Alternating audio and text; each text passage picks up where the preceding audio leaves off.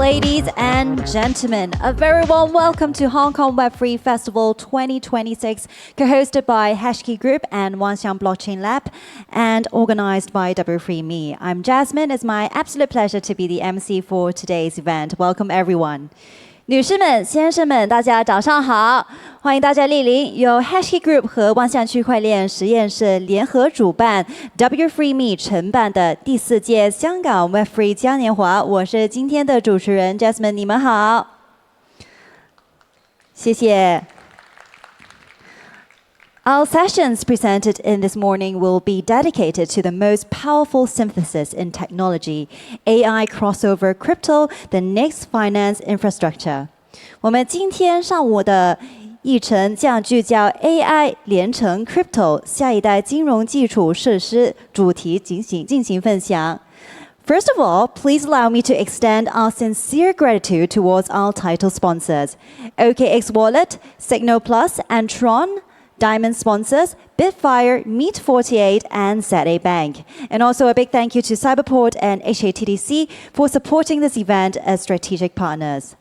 首先感谢冠名赞助商 OKX Wallet, Signal Plus 以及 Tron， 钻石赞助商 Bitfire, Meet48 以及 ZA Bank 的大力支持，也特别感谢香港数码港以及香港贸发局提供的战略支持。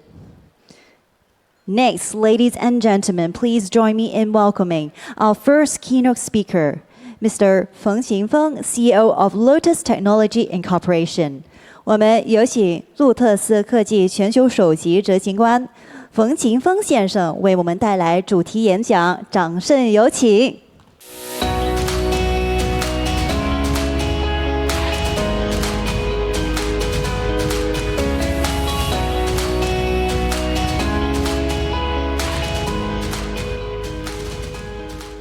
大家好，可能大家很奇怪，这个 Web3 这个一个探讨的世界，突然来了一个汽车车企，是不是大家觉得很奇怪？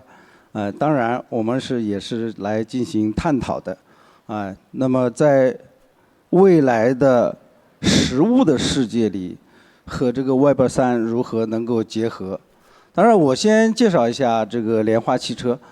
莲花汽车创立于1948年，是我们的创始人克林查普曼从开始造一台改装了一台赛车开始，我们叫 Mark One，那么从这个赛车开始，我们的创始人开启了我们的莲花品牌的赛车生涯，也同时造出了第一台的莲花的赛车 Mark One， 那么从此他开始了这种开挂的人生。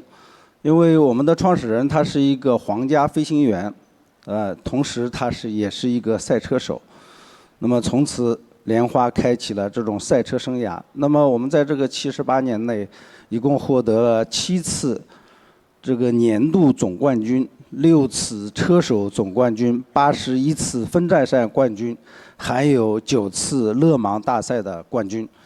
等等，这个是莲花在创造自己 F1 历史上的不断的在创造自己的一些辉煌。那么当然，这个已经是过去的莲花，那么未来的莲花究竟会是什么样子的？那么我们作为我们来讲，也在探索 AI 和区块链，还有 Web3 如何能够对未来的汽车能够产生赋能。其实我们知道，汽车到今天为止，汽车从马力时代进入了算力时代，也就是汽车的马力不但越来越大，而且算力越来越大。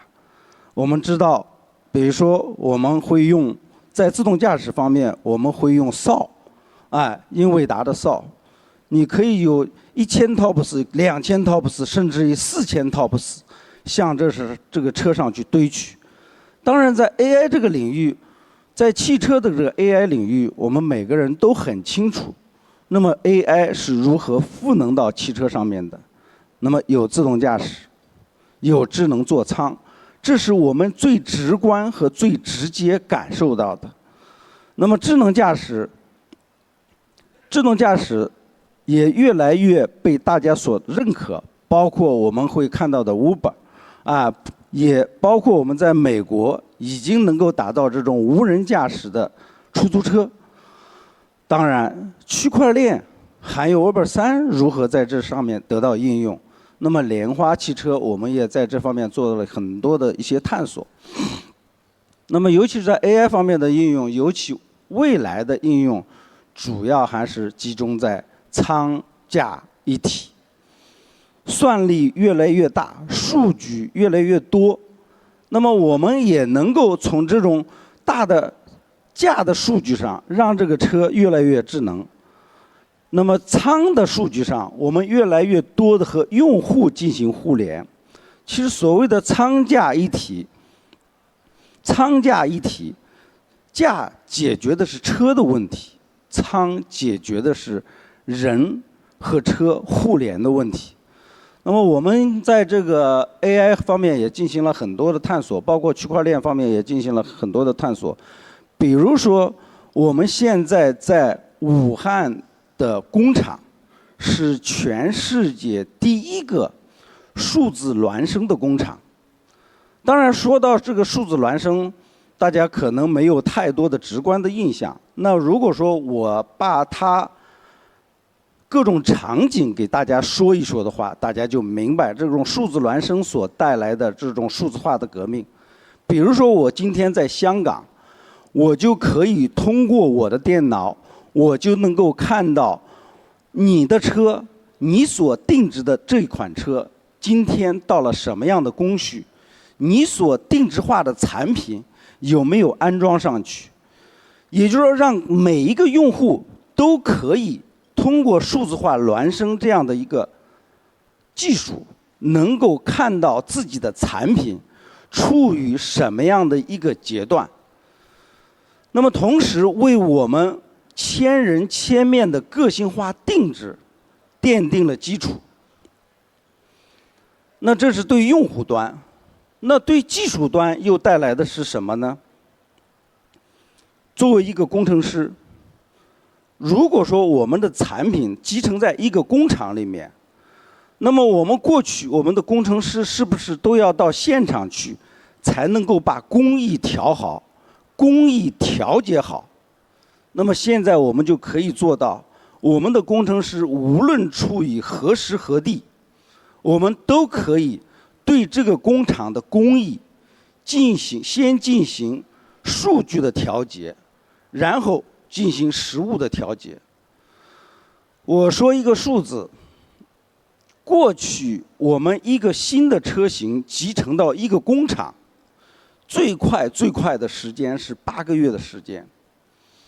但是我们因为有了数字孪生这样的技术，我们今天创造了一个新的历史。我们把一个新的车型集成到一个新的工厂，我们仅仅用了2个半月的时间。这就是数字孪生技术带来的新的这种革命，从8个月缩短到了2.5个月，而且它的成功率一次就可以成功。那么过去我们是不断的去反复的调试，那么现在我们就可以通过我们数字工厂里进行调试，只用在实物工厂里面一次性就把它给解决掉。那么我们在区块链方面的探讨，因为莲花汽车是出口到世界各地的，不仅仅是在英国生产，在中国生产，而且是出口到世界各地，尤其是我们出口到美国。美国对供应链的溯源是要求非常高的，那么我们就运用了区块链的技术，来对我们的供应链进行溯源。那么达到什么样的要求呢？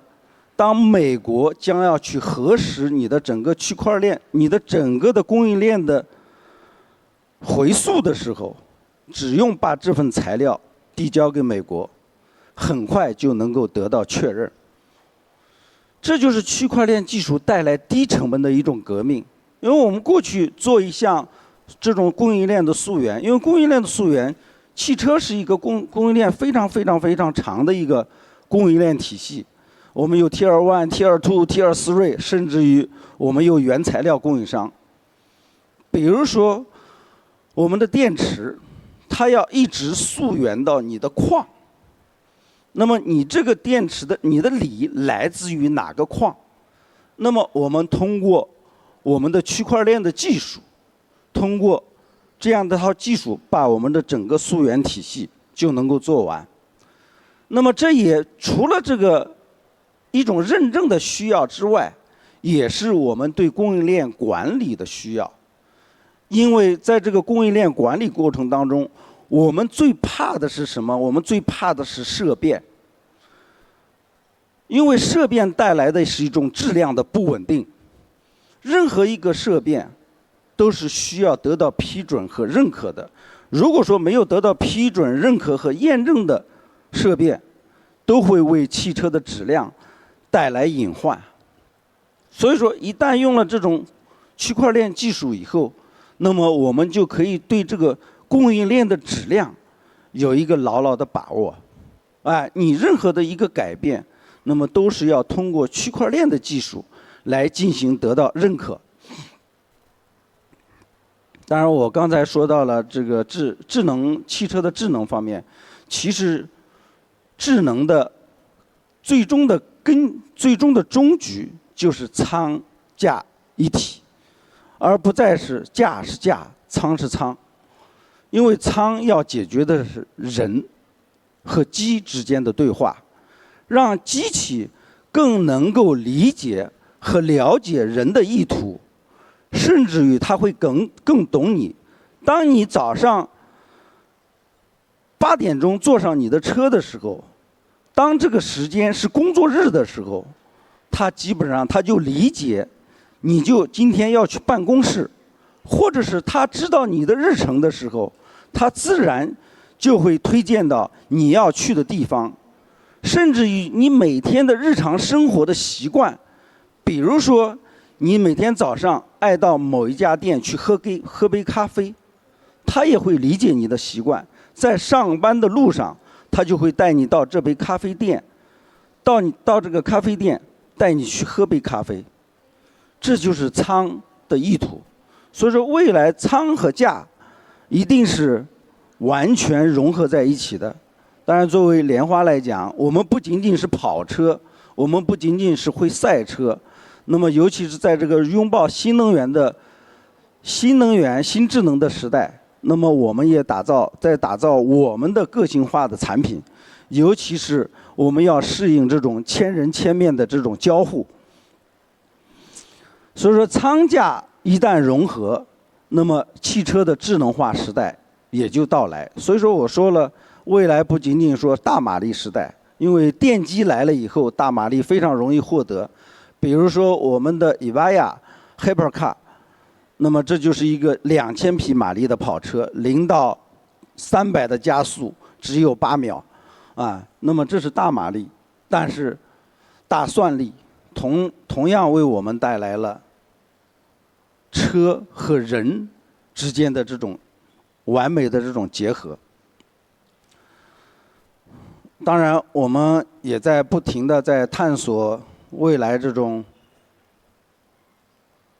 车在整个交易链路当中的，通过区块链的技术、Web3 的技术，能够让我们的用户和车之间变得交易更容易，尤其是数据能不能得到更好的保护和认可。比如说我们现在在英国，我们的经销商已经通过这个区块链的技术，通过这种加密货币的支付来进行汽车的这种交易。那么更重要的是，未来我们每个人都需要我们的数字资产得到保护。也就是说，我们在用这个车的过程当中，我们产生了很多的数字资产。那么目前这个数字的资产都是被各大平台所应用。那么未来我们能不能保护我们个人的数字资产呢？我认为完全是可行的，尤其是在区块链技术的今天。那么当我们每个人的数字得到保护和确权了以后，那么这个数据的价值的共享，对我们个人不单单的是带来保护，更重要的，我们也将会成为价值的受益者。还有我们就是跨境合作的生态。我们现在跨境结算、跨境交易都非常非常的麻烦。那么未来如果说这个数字资产得到了在这个平台上得到了确权和保护以后，我相信我们每一个人都是数据的产生者，也是数据价值的享受者。尤其是在这个数据采集方面因为现在这个大家都喜欢保护个人的数据那么最近我们也不断的在探讨这个区块链的这种交易的，包括粉丝经济。未来我们比如说我们马上会设计一款非常酷炫的 Hypercar，那么这个新的这个 Hypercar 就可以和我们的粉丝去共创，甚至于在共创过程当中，为你个人去打造一台你个人所喜欢的跑车，这就是我们一直在推崇的千人千面。当然，最近我们从这个传统的跑车进入这个新能源时代，那么尤其是我们的 Hyper Electra 这样的一个跑车，也得到了这个欧洲的 R2171的认证，这是全球第2个得到 R2171认证，也就是智能驾驶认证、欧洲智能驾驶认证的这个车企。那么同时，我们新推出的莲花的这个 4Me 的产品，这是一个952匹的马力的，同时它的综合续航里程达到了1400公里，100公里加速达到了3.3秒，同时它的油耗还非常的低，只有0.07升，又是长的续航里程，又是大的马力，这就是目前性能所带来的好处。所以说未来莲花不但在自己的跑车领域去探索去发展，那么我们在未来的新能源的领域，在未来的智能化的世界，我们也不断的去探索，尤其是愿意和 Web 3.0这个时代的各行各业的专家们，我们去探索未来的价值链，汽车在这个生态里面能够创造出来自己什么样的一个价值。非常感谢，谢谢大家。谢谢，感谢冯总的精彩分享。Thank you, Mr. Feng, for your informative sharing. Coming up next, let's welcome Lily Liu, President at Solana, for a keynote speech. Ladies and gentlemen, please join me in giving a warm welcome to Lily.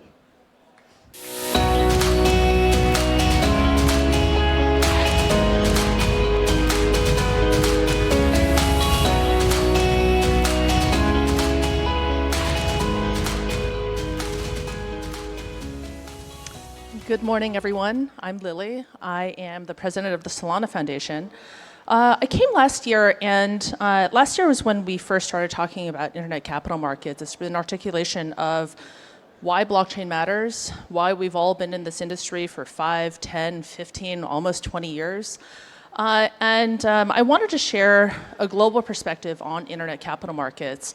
And last year we talked a lot about this kind of theme of how capital formation has accelerated in private markets and left out the ability to convert labor into capital and all of the onward kind of social effects that you see around the world today. And today I wanted to add a global perspective of really thinking about this really at macroeconomic level and what that means for this blockchain technology we've been building. I'm told that everyone's leaving to AI. I think there's still a couple of us left here. And also some thoughts on what that means just kind of philosophically with this convergence of AI and blockchain. All right, so internet capital markets going global. So first off, the observation is that production is global. GDP, economic activity, exists everywhere in the world. This is a map of where GDP production, is concentrated. No surprise, two sides of the world, and the Americas and Asia and Europe obviously leading the way. Collectively, over $100 trillion of production. So production happens everywhere. Economic activity happens everywhere. Another observation is users are global. So these bubbles represent internet users, so in total 5.5 to 6 billion, and across 195 countries. And increasingly, of course, what the internet has done is it started to break down the national borders of information and made it easier for people around the world to communicate, maintain ever-present activity. So information has gone global, and many aspects of our lives today and economic activity have been globalized. So production is global, users are global, also resources are global. So this is a heat map of 6 of the most key resources related to electrification and compute, and where those underlying resources, rare earths, lithium, cobalt, nickel, copper, for example, are located in the world. So you see this resource distribution across certainly some geographies, all the way down to Australia, Brazil, of course, where we are right now as well. But then what happens is if you lay capital markets on top of this, you'll see that capital formation is not global. So you have economic activity, labor, demand, resources, all being distributed globally, but capital formation is not. So why is this important? Well, capital formation is how you turn savings into investment and how you turn investments into future growth and future value creation. So if you only ever have savings, as really even individuals, and then certainly as companies and really at the national level, you're unable to form this into investable capital and also attract external capital, you never really cross the Rubicon into being able to turn that into productive assets and really creating ownership in future economy. So let's dig into that a little bit. Capital markets access is anything but global. These bubbles represent a heat map of where capital markets exist, where they thrive. This at the country level. In total, what you observe is there are 20 stock exchanges around the world in 14 countries that together are about $145 trillion of market cap as of the end of 2025. And together, they represent 94% of global market cap. And of course, 2/3 of that is sitting in the largest capital market in the world across 2 exchanges. That's in the United States. And you've got some hotspots around the world, of course, in Europe, here in APAC as well, a little bit in India, that somewhat mirror economic activity, users, where people live, and where people are producing economic activity, but it is anything but proportional, right? So the United States alone is larger than everyone else combined times 2. And furthermore, especially as value, given AI, given the shift from bits to atoms, as relative value is going to the world of atoms, this is also important because if you intersperse these two maps, then what you've got is the green bubbles here are capital markets, and then the brown on the map is where resources are based. And so what you see is the value creation of the future as, in my opinion, value is going to shift more back to the physical stuff, right? So we've got 25 years of exuberance around software, around the creation of bits, around digitalization, and increasingly digitalization is going to be downstream of physical resource, or atoms, if you will. And as a result, relative value is also going to go upstream into valuing atoms and where these resources are. But the interesting observation to make is that capital markets are not where physical resource are. And this is a bit of an intentional evolution of history, because historically what it's been is you didn't have to have the stuff in the ground in order to be able to create wealth. And the advantage of places such as here as Hong Kong is you could have actually sort of a poverty of natural resource, but if you had a good judicial system and predictable rules, good banking, so on and so forth, you could attract capital, and you could be a financial center even if you didn't have the stuff in the ground. And that was the business model and the comparative advantage, if you will, of different geographies and different jurisdictions that has evolved over the last couple of 100 years. But the question is whether that dynamic is going to change and what this actually means if the things that are going to be the most valuable in the future are separate from where capital formation actually takes place. Another observation is capital markets don't capture global wealth. So now that RWAs have been the thing, continue to be the thing for quite a while, global wealth in total about $500 trillion, and only 150 trillion of that is traded on global capital markets. Another observation about this is that 94% of capital markets are located in the top 20 exchanges in the top 14 countries. 80% of the wealth is actually sitting in those same geographies. So, by that disproportionate comparison, one could say that there's quite a bit of wealth that might be eligible for capital markets access, but isn't. Might look like small margin around 10%, but when you look at the sort of total size of the pie, that's actually, tens and tens of trillions of dollars. And I would say, as an aside, that's probably our thesis as an industry for RWA. So why is this important? If you look at the sum total of countries out of 195, it's about 180 that really don't have any access to capital markets. That means that actually most countries, and by extension most people in the world, are living in economies that are financed based on debt rather than equity. They're financed in debt and don't have a path to ownership. And what does that mean? Okay, well, if you're primarily living off of savings plus borrowing, borrowing and debt instruments are by design backward-looking. They underwrite what already exists. And at the national level, at the international level, what you have is you only have a few lenders of global last resort. We know them well. There's the IMF, the World Bank. And what that means, and also other sovereign countries, but what that means is access to credit at the sovereign level has a ton of strings attached, tons of covenants, conditionality, repayment terms, fixed obligations, and ultimately these are predicated on what exists and what has been produced rather than forward-looking what may be produced in the future. Another big pain point is that debt is denominated in global currencies. So what happens when we're in volatile economic times like now? Well, the inputs into your economy are all based in hard foreign currency, while all of your production is denominated in your local currency. And of course, there's no sharing of downside. You're eating that entirely as a borrower. Contrast that with an economy that has greater access to ownership. Of course, equity value, that's something that probably unites most of us here, having been able to raise equity and primarily being growth-oriented, because it's forward-looking. Equity underwrites future growth.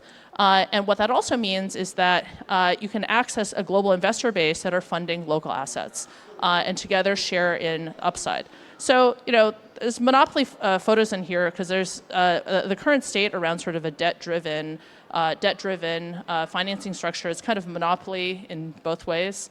One is that there's a monopoly on the lenders of last resort, international institutions being the primary one, and also the local currencies themselves, without access to further capital formation, become a little bit monopoly money on their own, where all of your obligations are in global hard currencies, whereas your ability to repay them is denominated in your local currency, and there's been so many examples where this just does not add up.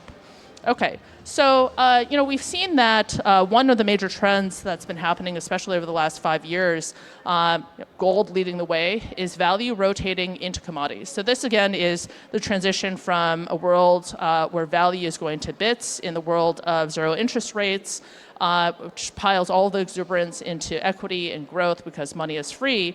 And now I think the two trends together, which is interest rates and then also this kind of explosion into CapEx and realizing that you have to have these physical supply chains to actually create the hardware and create the physical stuff that allows you to even deliver on bits. So recognizing that atoms are upstream of bits has driven this outperformance of commodities over equities, and this is likely to, in my opinion, probably persist as folks rotate from sort of the gold standard commodity, which is gold itself, and go sort of down the periodic table.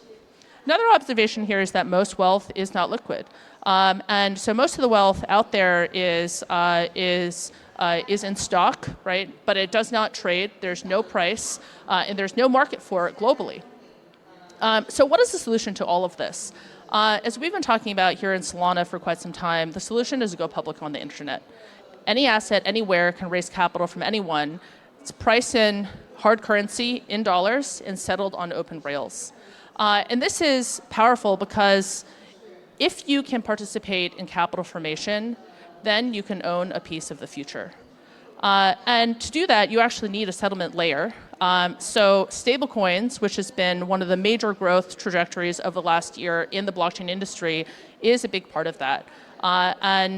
So you've got to have global, trusted, neutral infrastructure that can act as a settlement layer and also as an execution layer, and that is what Solana does on both sides. Solana as this kind of foundational financial infrastructure.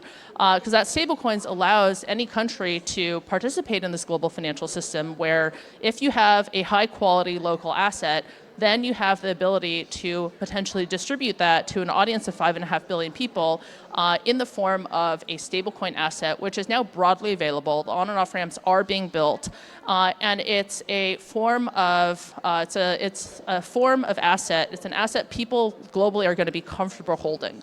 One of the other kind of constraints of people participating in global capital markets right now is, well, if you want to go buy a high quality local asset in any one of the 180 countries that don't have capital markets, a lot of folks are turned away by feeling discomfort with putting money into a national bank in one of these 180 countries, understandably. But what gets unlocked and what reduces the friction of that today is the proliferation of stablecoins and the ability to sort of almost real-time match the demand for an asset with the supply of an asset, and it just dramatically reduces the barrier for high-quality local assets to actually tap into global capital markets. So, ultimately, thematically, where I think this is going is this concept of universal basic ownership, that if you have access to capital markets, then you can have a stake in the future. Then you can actually own a piece of the future. And what blockchain does is that anyone with a phone, you can own a stake in your economy, you can own a stake in your society's future, and this is fundamental property rights in a digital age. And that is why capital markets access is so important, and it's one of the things that you can really only do on the blockchain. And we as Solana, we've been building the infrastructure for that settlement layer, the execution layer, and this I think is one of the most powerful things that we as the blockchain industry can contribute going forward. I also want to contrast this with what has been talked about for so long with regards to AI. This idea that with AI, we're all going to be put out of work.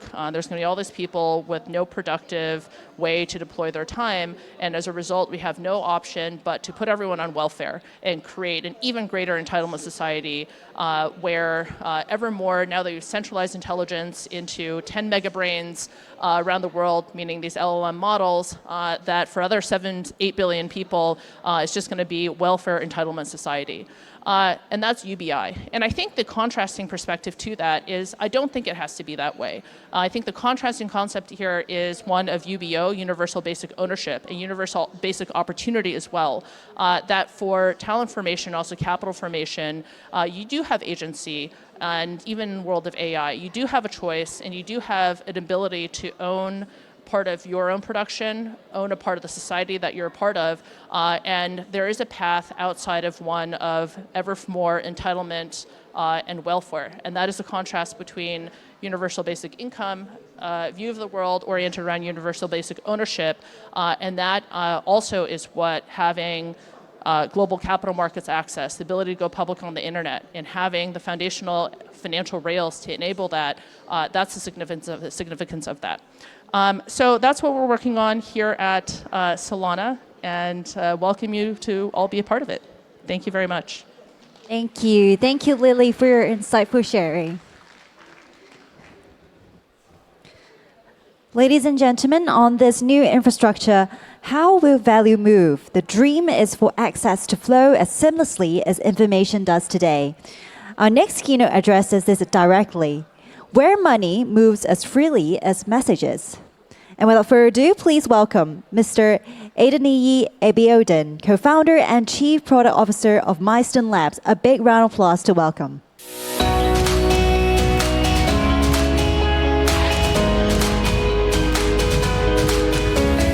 Hello, everybody. Hi, my name is Adeniyi Abiodun. It feels weird, but a robot passed me my microphone this morning. It's a weird direction we're taking the world. But super excited to talk to you very quickly about what we're doing at Miston.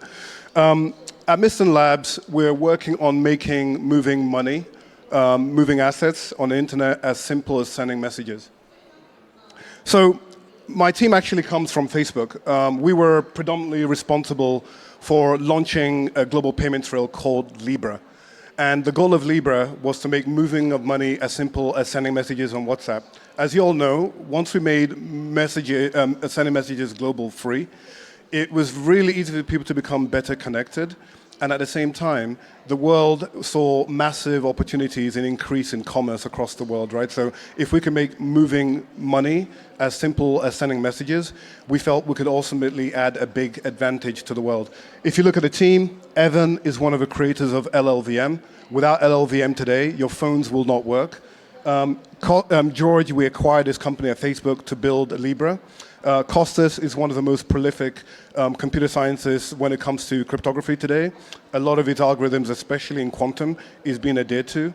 And of course, Sam is the inventor of the Move programming language. I've been involved in crypto since 2012, built one of the largest Bitcoin mining systems. And over time, I've launched blockchains for Oracle, VMware, and of course, Facebook. So we're going fully agentic in the world, right? Machines are going to be part of the economy. You've heard more and more about how agents are going to have a part to play. In our view, when we looked at transactions on the internet, today, majority of internet traffic is largely automated. And we also believe the financial rails of the future, most on-chain online transactions will be driven by agentic pools. So when you make a payment, when you buy, when you sell, a lot of that is going to be automated on your behalf. Now, these are the kind of things you're going to need in this world that we're going towards, right? Money movement has to be free. So the idea that you pay to move your own money is ludicrous. That's going away. And many companies exist today simply here to charge you fees for moving the money you've worked hard for. Money movement is going to be free. Separately, money has to be agentic. It needs to be digital so agents can use it. The idea that you are going to have to go to a website and click 5 buttons to make an order is going away. The human interface is going to be conversational, and agents need to be able to action things on your behalf. Separately, money needs to have rules. So different assets will have different rules that decides who can buy, who can own, who can participate, what are the rules around privacy. Separately, as I said, money has to be private. Today, all blockchains fall foul of a world where I send you $5 and somehow you can look at the entire history of what I've done on the internet. That does not work. And we need to move to a world where money is truly private, the same way you get it today. And of course, yield. The idea that a bank will pay you 0.04% when really the real yield rate is about 3.5%. Money will natively generate yield. So we're happy to announce that SWI will be the first public high-speed network to make money movement free. SWI, to move any amount of money on SWI, whether it's $0.0005 all the way to $1 billion, there will be no fee. And that is setting us up for a world where agents can move money globally at the speed of light without a cost. That is going to be something you can do with USDC, USDT, SWI dollar, every single stablecoin in the market. SWI will be the central area for commerce. Beyond that as well, bank-grade privacy will be available on SWI. So the idea, as I mentioned, that you now only can count on central organizations for keeping your information private. The public network itself, using cryptography, advanced cryptography, will keep your transaction history as secure as a bank would without having to trust a central entity. So whether I send you $50 or I send you $1 billion, you'd be unable to see the entire history of my transactions or my balance. That is privacy that actually works, and also works with full compliance and regulatory overhead as well. Beyond that as well, I mentioned money needs to generate yield natively. Right now, the mass majority of stables that exist in the market, the yield goes to separate entities. We're going to a world where the yield needs to go directly to users, but also needs to go directly to infrastructure. So in the yield that will be generated by SWI dollar that we've launched in partnership with Stripe, that goes back to the SWI network in buying SWI liquidating SWI, in burning SWI, and of course in boosting yields for holders of DeFi assets as well. So you're going to see a world where the yield that is generated from stablecoins, right now in the market is about 3.5%, goes back to feeding directly into the ecosystem for the benefit of its users. And it also means transactions are always going to be free on SWI. And these are the things you're absolutely going to need. Agents need to move money quickly as possible, irrespective of the amount. Agents are going to pay agents directly, and rails that count on fees will not survive. Also, it's one thing to make transactions free, but can you handle the necessary demands of that for agents? I think Stripe estimated you will need something to the tune of 1 billion transactions per second. No infrastructure in crypto space is built to take on that kind of demand. But only SWI's designed an infrastructure that scales horizontally. The same way we built Search at Google, the same way we built our infrastructure at Facebook. It's the same people.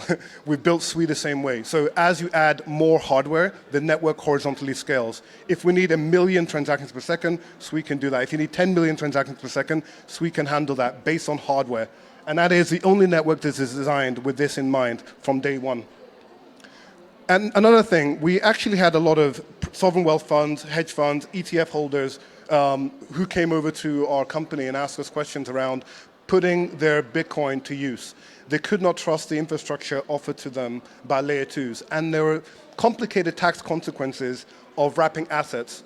So we actually, I've worked with a number of sovereign wealth funds and ETF institutions as well with building Hashi. The goal of Hashi is to give institutions a DeFi-first approach to generating yield for Bitcoin. So if you're sitting on a balance sheet of 1 billion, 2 billion, 3 billion in Bitcoin and previously weren't able to make use of it, now with Hashi you can. With a click of a button with a number of our partners, BitGo included, you'll be able to quickly deploy Bitcoin straight to DeFi while keeping it on the BTC network, paying no taxes, in addition to being able to mint and borrow stablecoins in real time. Unlike what happened with CeFi before, when we had mass liquidations, nobody knew what happened to their assets, this is entirely different. It's fully public, fully available, and is covered by a Bitcoin-based insurance as well. So you have the most secure protocol to borrow assets for Bitcoin, built on top of the fastest layer one with full privacy ingrained into it as well. Another thing to mention with Hashi, it's institutional grade. So you're going to start to see ETFs that start to pay you yield directly from BTC instead of charging you a rate for holding the ETF. And that's all powered by the advanced technologies we built at Miston Labs. As I mentioned, Fenwick and West, which is one of the top law firms in the States, have given a strong legal opinion that, especially in North America, using Hashi will not constitute a taxable event, which means large institutions with billions of dollars on a balance sheet can start deploying Bitcoin at scale to the most performant, the fastest and most reliable network that exists in crypto. Deepbook, as we all know, liquidity is important, but also how you make liquidity available is critically important. Using DEXs or AMMs for highly liquid tier one assets makes no sense. So SWI has the only high throughput on-chain deep order book that's composable. So you can trade in and out of positions at large size with minimal slippage with Deepbook. In a world where you'd be able to swap between BTC and dollars, swap between gold and USD, swap between USD and EUR directly on-chain as fast as you want and with very, very low cost. Deepbook's already built and it's there to meet that kind of need as well. So we'll be talking a bit more about Deepbook towards our own event, so we really encourage you to come over. And the most important thing to talk about with SWI is it is literally a multitude of technologies. Right? People talk about layer ones, and I think it's important to know that you cannot survive in the world. You can't solve the world's problems with just a layer one. The goal we set out to build at Facebook with Libra was to build a global network that made it possible for anybody to own their own data, anyone to own their own assets, and anyone to transfer money whenever they wanted, unencumbered by central organizations. And what we have with SWI is not just amazing front end, right? You've got a highly scalable blockchain. You also have storage. If you need to store gigabytes or petabytes of data, you could do that with SWI. If you want to encrypt data and decide who can access that data, if you want to set rules on when that data is available, right? If you're a news reporter and you want to make news available at a particular time, you want to programmatically make it available and charge for it, you could do that with Sui natively on the platform today. You can host entire websites and applications on Sui using Walrus today. So you have to solve the full stack problem. We're moving from a world where apps are run on central infrastructure to a world where they'll be run on shared infrastructure. And we've built that with Sui. And as I mentioned, payments on Sui will be ultimately free. Slush, which is one of our wallets in the ecosystem, will effectively allow you to deploy capital, earn yield instantly, and pay no fees for global remittance. So sending money anywhere around the world will be free. This will be the same thing with any one of our partners. So every wallet that leverages the Sui protocol would ultimately make sending money globally free. And we recently announced our partnership with Red.Pay. So Red.Pay is going to be joining the Sui ecosystem. This will allow you to spend Sui, US dollars, Sui dollar, all across over 130 million merchants. So in a world where it'll now be free to move your money, it also will be easy for you to take that money and spend it at any kind of auto-telling machine or any kind of merchant service point in the world as well. So Sui is globally, it's quickly becoming a global layer for commerce, a global layer for liquidity, and it can do that at the scale that the internet actually demands.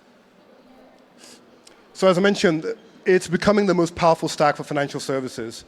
We recently announced a number of merchant banks, especially member banks who are now leveraging Sui for financial rails. Namely, they can start to allow their users to globally move money across the internet and do that with the same resilience that they expect with Sui. Think of Sui as an ultimate replacement for the cloud stacks we have today, but also more importantly as a Swift replacement. It moves money faster than Swift can, more robustly than Swift can, and it settles instantaneously. I want to share a video with you about what we're doing with AI. The next $5 trillion won't be human. Today's internet wasn't built for AI agents to become economic actors.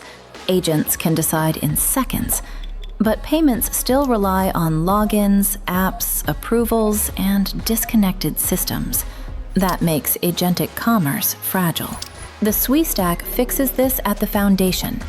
Builders can give agents scoped authority to pay, with clear limits on what they can spend, when they can spend it, and who they can pay. Those permissions are composable.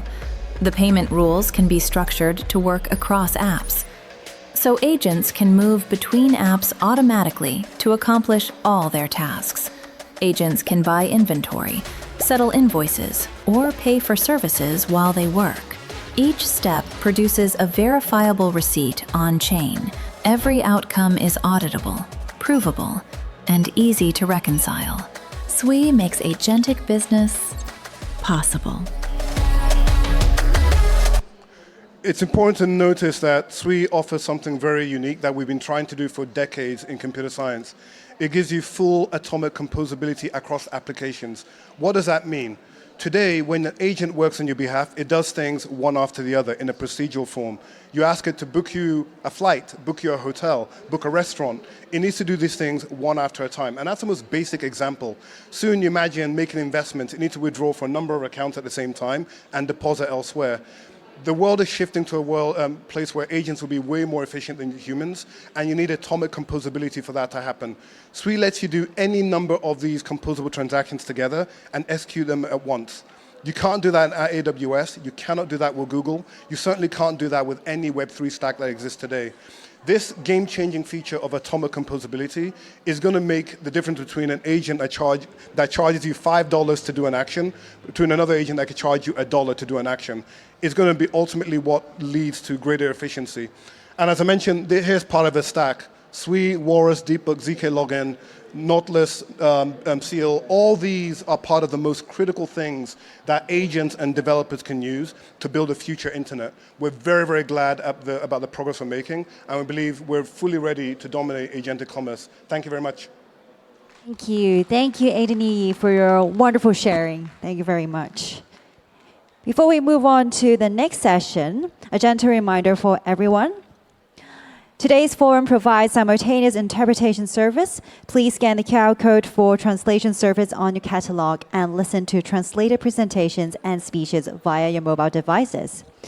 提提大家，我们本次活动采用绿色的线上同传服务，请扫描同传二维码即可获取同传服务。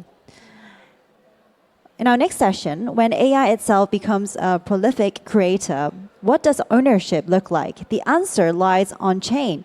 Our next keynote explores the future of AI UGC on-chain. Now, ladies and gentlemen, please join me giving a warm welcome to Mr. Kai Xu, COO of Meet 48.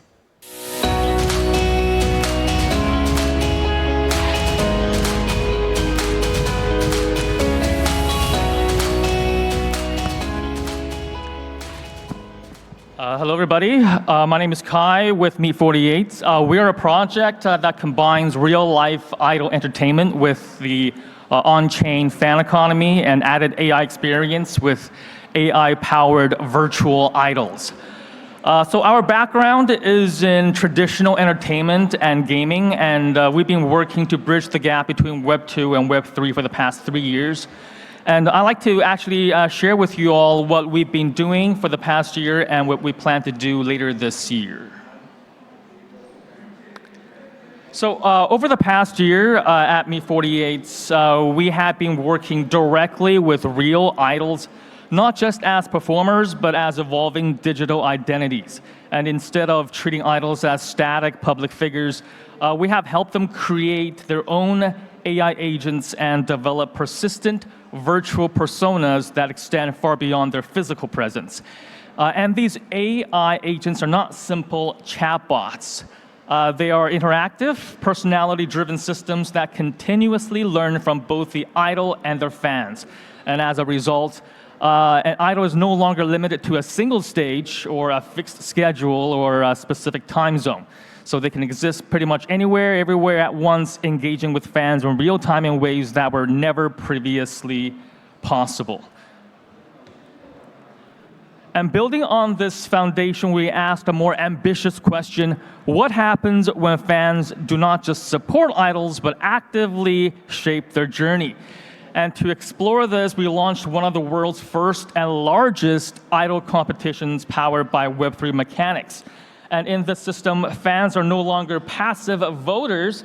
Instead, they actually participate on-chain, where every vote is transparent, verifiable, and globally accessible. And this fundamentally changes the relationship between idols and their communities, because influence becomes measurable, participation becomes meaningful, and fandom evolves into a form of governance. I actually have a video here to show everyone. Please play video 1.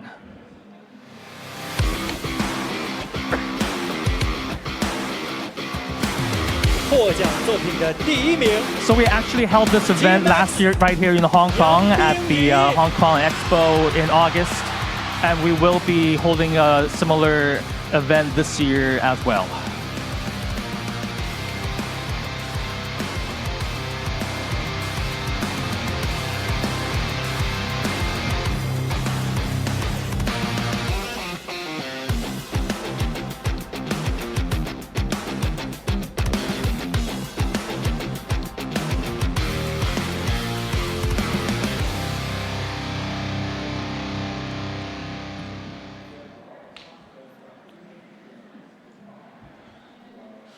So what we have learned from working with real idols is that the future is not about replacing humans, but about extending them. An idol today can exist simultaneously as a human performer, as a virtual persona, and an AI agent. And this creates a new kind of intellectual property that is always active, always evolving, and deeply connected to its community. And once you reach this point, a natural transition begins to emerge. So if we can extend real idols into AI, then we can also create idols that are AI native from the very beginning. And this is where our vision expands beyond traditional entertainment, and we move from digitizing real-world idols to creating entirely new virtual idols and intellectual property that are not constrained by physical limitations. And these virtual idols can evolve infinitely, interact with millions of users simultaneously, and continuously adapt based on community input. So they're no longer just characters or avatars, they become living systems of interaction. At the heart of this transformation is AI user-generated content. So traditionally, content creation has been centralized, expensive, and limited to professionals with access to significant resources. However, with the rise of AI, anyone can now create music or generate videos, build narratives, and design characters with unprecedented ease. And when this capability is combined with the idol fan community, something fundamentally new emerges. It's a new kind of fandom experience, and idol content creation becomes a collaborative process, and fans are no longer just consuming an idol story, that they're actively writing it, expanding it, and shaping its direction over time. This shift transforms idol communities at a structural level, so they're no longer simply fan clubs that gather around a fixed narrative, and instead, they are generating new experiences, and the intellectual property evolves organically. And every piece of fan content, whether it is a remix, a story, or a simple meme, contributes to a larger, continuous, developing idol universe. And by providing the tools of creation and leveraging resources in the entertainment industry and the media sector, we are actually experimenting with partners in South Korea and Japan to create and operate virtual idol IPs that are based on user creations, and we have another video for that as well. Please play video number 2.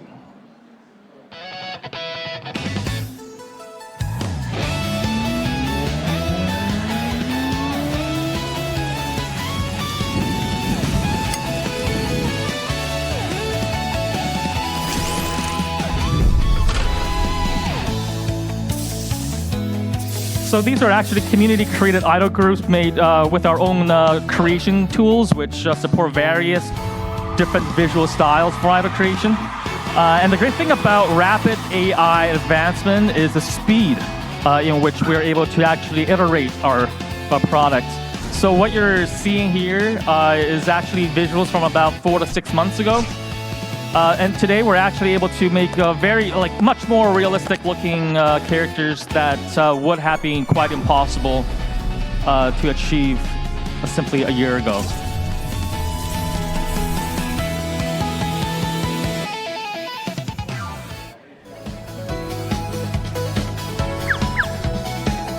So here we have a much more anime 2D style. So again, it's all in different styles.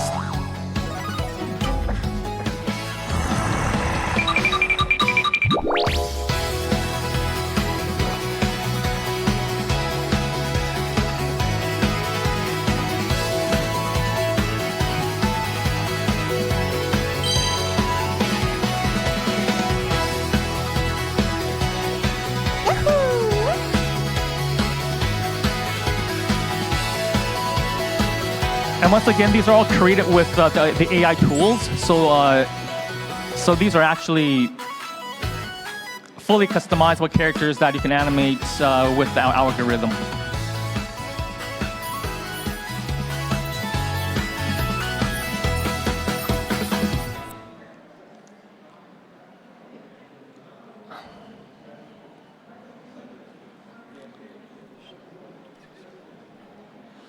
So for this kind of system to function sustainably, and ownership becomes critically important.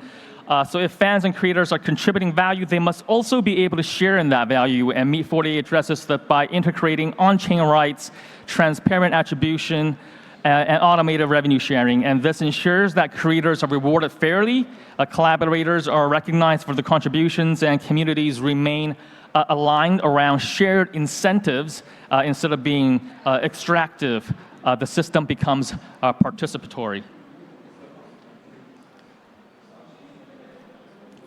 And what we are building is not just a platform or a single product. It represents a new category of entertainment, one that is AI native, community driven, and economically aligned. And in this new model, idols are dynamic, content is co-created, and value flows transparently across the ecosystem. And to bring this all together, product-wise, we'll be launching Audition Go, which is an AI UGC rhythm game where the user creates the music, they create the avatars, they create the dance choreography, and the performance stage. And here I'm going to show everyone a short demo of this Audition Go product.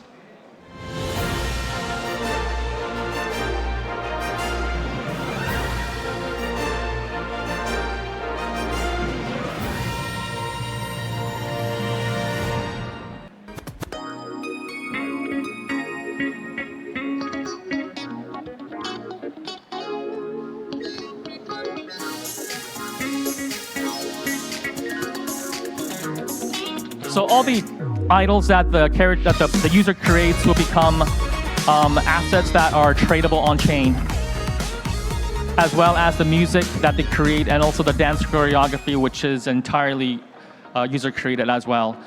So if you are really good at dancing, you can actually create your own dance moves and upload them so that other players can use your dance moves as part of the game.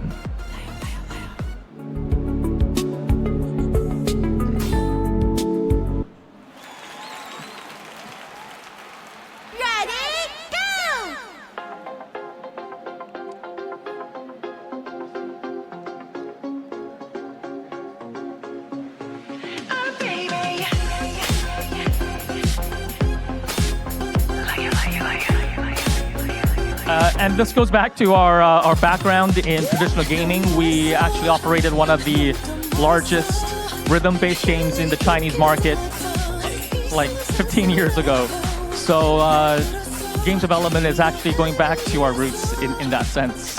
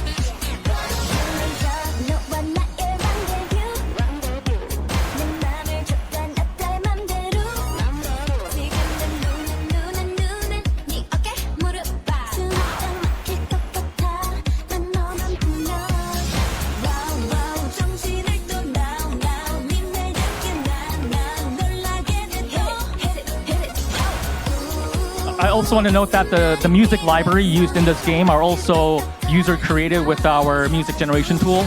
So there are no copyrights problems, and the user can pretty much create every aspect of this game. Okay. And now to bring all of this together, we need infrastructure that is vertically designed for AI UGC content, and that's why we're co-developing PO Chain. So we believe the future involves AI agents interacting at massive scale, millions of pieces of AI-generated content being created and exchanged, and complex collaborations between fans, idols, and creators. And PO Chain is designed to support AI UGC at scale by enabling high-frequency interactions between agents and users, and supporting on-chain ownership of creative outputs and automating value distribution across entire communities. And by closing, we began by working with real idols, and we extended them through AI, and now we are evolving these extensions into fully virtual intellectual property that can be transacted on-chain. And many of the pioneers in the crypto and blockchain industry have been saying for years that entertainment in the future is co-created and fairly rewarded, but it wasn't ready to happen until now, until AI miraculously lowered the barrier of creative expression so that the future is no longer some faraway, lofty ideal, but something that is now very tangible. And I also would like to take this opportunity to invite anyone that has an unfulfilled idol dream to reach out. Whether you want to be a real idol or create your own virtual idol IP, we're more than happy to engage with you. And our 2026 idol voting event will take place later this year, so it would be a great opportunity to debut new idols, especially if we're able to we're able to package someone from the Web3 space to mainstream entertainment, and that would be a very worthwhile adventure. And that's it. Thank you very much. Thank you, Kai, for the wonderful presentation. Thank you. Before we move on to the next session, a few gentle reminders for everyone. This forum provides simultaneous interpretation service. Please kindly scan the QR code for the translation service on your catalog and listen to translated presentations and speeches via your mobile devices. 提提大家，本次活动采用绿色的线上同传服务，请扫描同传二维码即可获取同传服务。Besides, you can also collect stamps by visiting the booths. When you collect a certain number of stamps, you can claim a gift at the information desk. The number of gifts are limited. They will be provided by first come, first serve basis. 另外，在会看手册的赞助上 logo 页、参展上均有一个盖章处。活动期间完成集章任务，可以到咨询台领取对应礼品一份，每人每天限领一次，数量有限，现到现得。Now, ladies and gentlemen, it's time for our first panel. From back end to front end, how crypto assets are making their way into mainstream finance. First, please welcome our moderator, Mr. Franklin B., General Partner of Patera Capital, and also his distinguished panelists, Mr. Steve Zhang, Managing Director of Food2, Mr. Mykolas Majauskas, Global Head of Policy at Bybit. Ladies and gentlemen, please join me in giving a warm welcome to our panelists and also our moderator.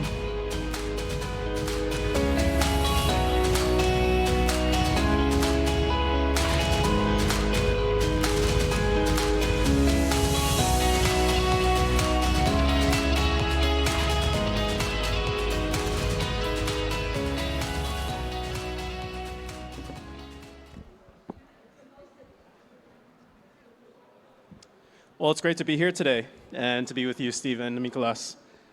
It's actually a hard act to follow, virtual idols. I personally have my own dream of doing that someday, but I think we'll talk about some less exciting things than that with the emergence of crypto assets from the front end to the back end.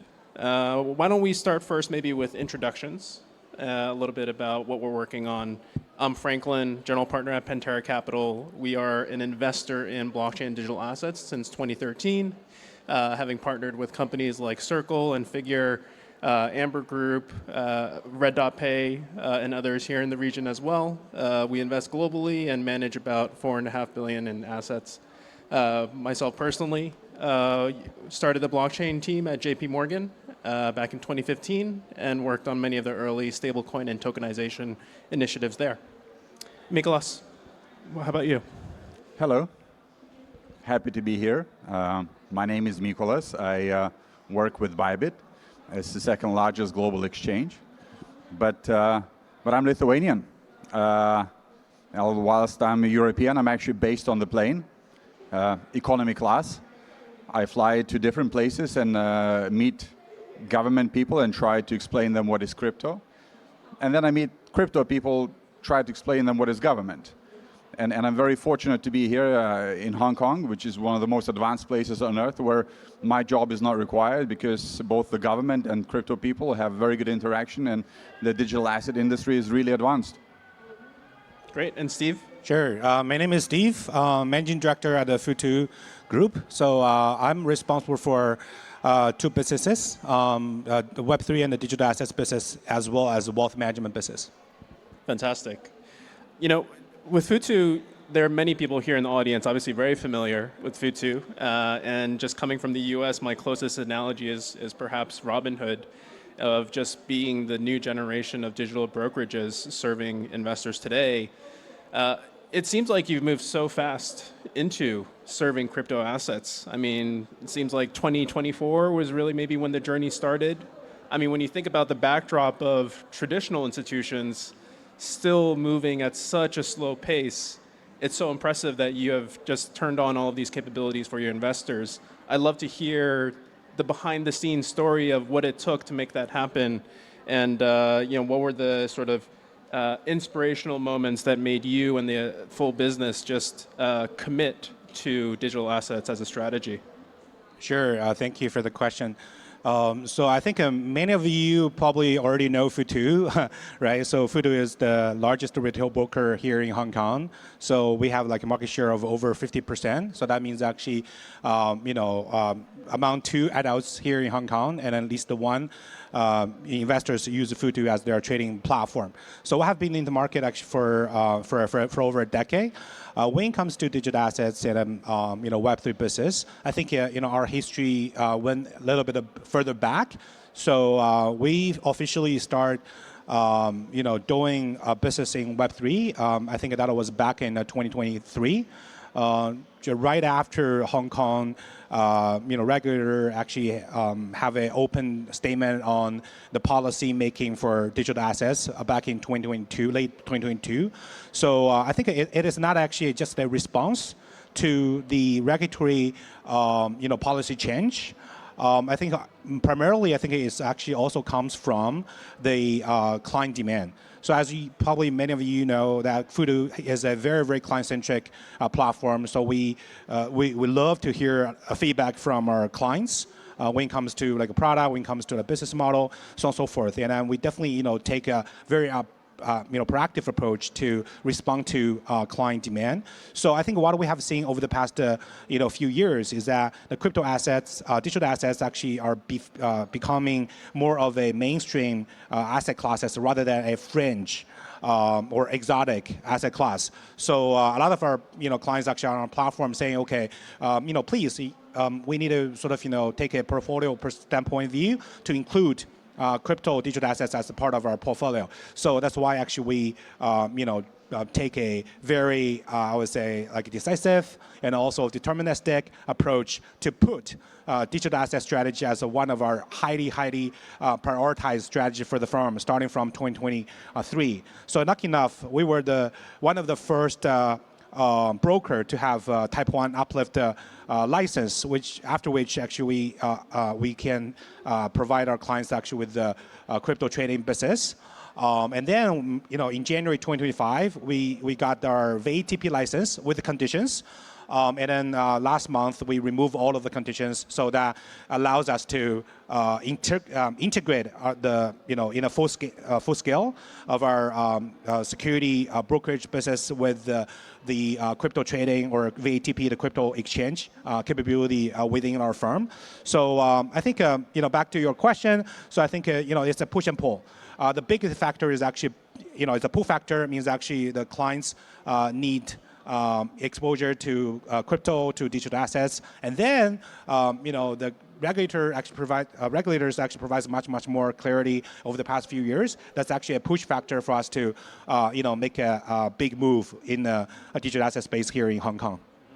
Yeah, it resonates deeply because when we look around the world, including all of our portfolio companies, I think they feel the same thing, right? Which is that yes, they have to move in lockstep with local regulators and policymakers, but the most important trend is really just that their customers have such appetite for this, and that's been the driving force.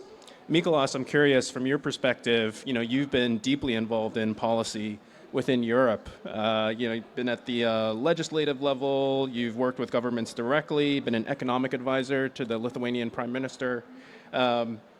Curious, what is your view on the regulatory path that's been developing, and where you think traditional finance is starting to merge because of the regulatory developments? Sure. I get often asked for financial advice, which cryptocurrency one should be investing in, how to make money. But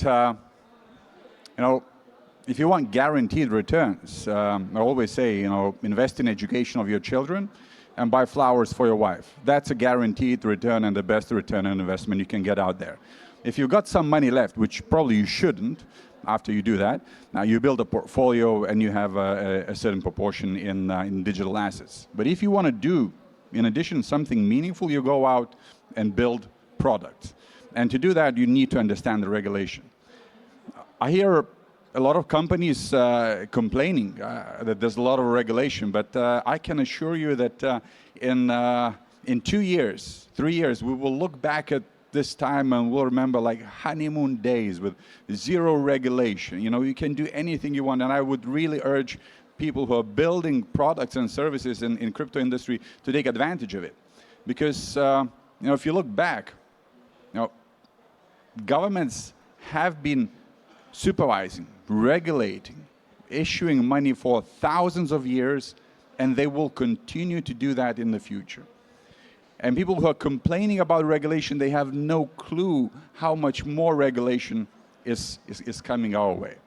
And when we look at different layers and elements of regulation, so globally, governments take different positions. Europe has been a first mover with markets in crypto assets regulation that has been used globally as a standard.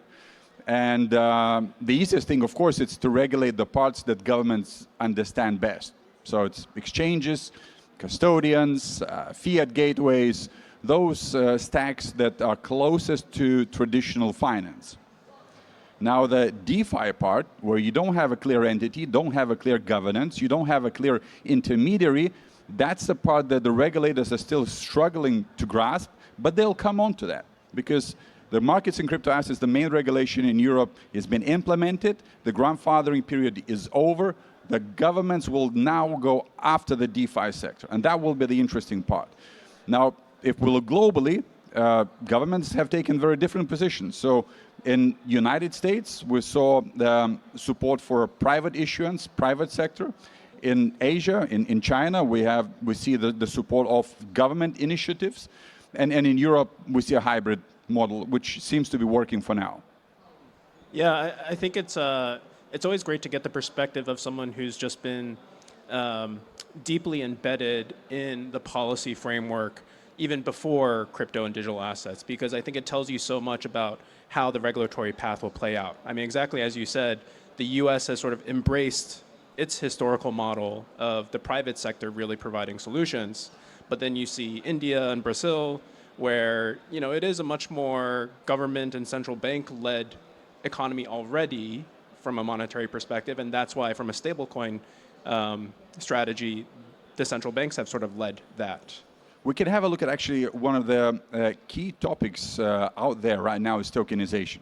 And part of my job that I do, I go from different conferences, and I just came back from a Paris Blockchain Week, where the major line out there is not how will you invest in crypto, you will build your digital asset portfolio, but how will you use blockchain technology as infrastructure for capital markets, for tokenization. And I really liked Lily Liu's presentation, the president of Solana, out just now, how inefficient global capital markets is, and how will those capital markets be integrated using blockchain. And now if we zoom out and look at different regions globally, so first thing we need to understand what we're buying, and second thing is how we're paying for it. And starting with how we're paying, so do we use the stable coins or do we use the government money? Because US is supporting the stable coin, the private issuers. Europe is doing the hybrid model. China, largely absent from public domain and conversations, are supporting the government-issued digital money. And then you have the Hong Kong, which is one of the most beautiful places on earth, as a channel and gateway for tokenization. In Europe, we have a hybrid model where the government issued money and the stable coins will be used for tokenization. And in the United States, you have the private issue. The second part is what you're buying. Because when we hear a lot about tokenization, are we buying the real product? Are we buying the real share?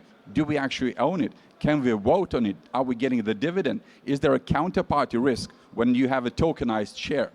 So right now, if we look at the global tokenization, is only roughly 30 billion if we exclude the stable coins, although a lot of people talk about it. But if we want to move the scale of trillions, we really have to think the product that's out there. Is it the real shares? Is it the real bond? Do you actually own it? What is the counterparty risk? And that will allow it to scale, and the governments will play a very important part in it. Yeah, I totally agree. I think what you describe is exactly the present challenges that we have around tokenization today, but it's so clear what the endpoint is going to be, right? It's not just that trillions of traditional assets come on chain, it's that there will be new products and the pie will actually expand, because once you've actually digitized the financial markets, you have so much more room to actually create new types of financial instruments and new types of capital markets. Steve, I know Futu's been at the frontier of this as well in tokenization with tokenizing money market funds with China AMC. Would love to hear your perspective on actually taking that from just an idea to a live product. Yeah, sure. First of all, I think there was a very positive, exciting news actually coming out yesterday. So SFC, issued a circular to allow the tokenized mutual fund, particularly money market fund to start with, to be transacted on the ATP. So that's a very, very big move from a regulatory side. Futu has been preparing for this actually for some time. So as you may know, last year we announced a strategic partnership with the China AMC, one of the largest fund houses here in Hong Kong. So we worked together to issue a series of tokenized money market fund last year. However, up to now, we can only allow people to subscribe and then redeem from like primary market, meaning actually you have to deal with the fund houses directly. So with all of the technology behind, we can allow the subscription and then redemption to happen actually within 1 day, T+0. However, instant trading, dealing, settlement still need to be realized on a crypto exchange. So that's actually why the news actually coming out yesterday was very, very positive for the industry. So for us, I think, for Futu, again, so we're not a crypto native platform. So I think what we are trying to do is actually to fully integrate TradFi with Web3, with the DeFi. So that's actually our mission and also the mandate we take on. So from a client perspective, imagine that in the future, clients actually can use either fiat or stablecoin to trade stocks, fiat stocks, and digitized stocks, tokenized stocks, and as well as funds in fiat or digital format. So it doesn't really matter. However, if you choose to use stablecoin to transact and settle with whatever actually sort of digital assets you have, it could be like a native, like a BTC and ETH, or it could be a tokenized format of like financial assets that can happen instantaneously. So that's actually what we're trying to build. And then I think in Hong Kong, I think we are one of the first mover on that front. Yeah, that's great. I mean, it goes back to what you were talking about before, which is it's all about what the customer wants at the end of the day, right? I mean, we can tokenize everything we want to, but if nobody really wants to buy the tokenized version or doesn't have a reason to, then it doesn't really have an impact, right? And so, I think everything you're saying around tokenizing equities, for example, hopefully we get to the point where customers start to realize that the tokenized version of their equity portfolio is actually the better one, right? It's the one that they can, as you said, settle instantly, but also potentially even earn yield on or be able to access new types of equity markets and actually get more value from their existing assets and existing portfolio. So, I think the end state for that I see is, eventually one day we'll have two different versions of Apple stock or Alibaba stock, and one will be at a higher price potentially, and even the superior version. And that's when I think, everyday investors will start calling up, the very old, very historical institutions to say, why have you not tokenized my portfolio yet?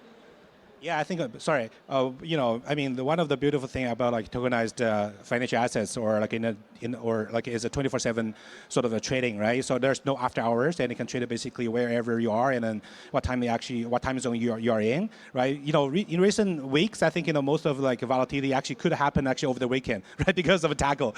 And then if you have tokenized version of stocks and financial assets, you can hedge, you can trade, you take a profit, do whatever you want. So I think that's the benefit of tokenized financial assets.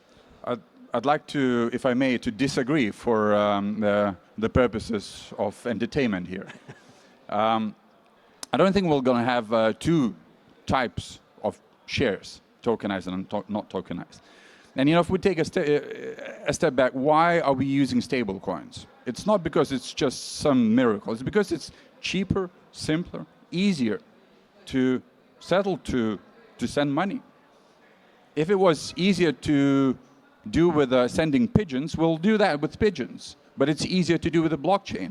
And this is what's happening with the capital markets. If we move on blockchain, it becomes easier, cheaper, quicker, more transparent, 24/7. And this is the future.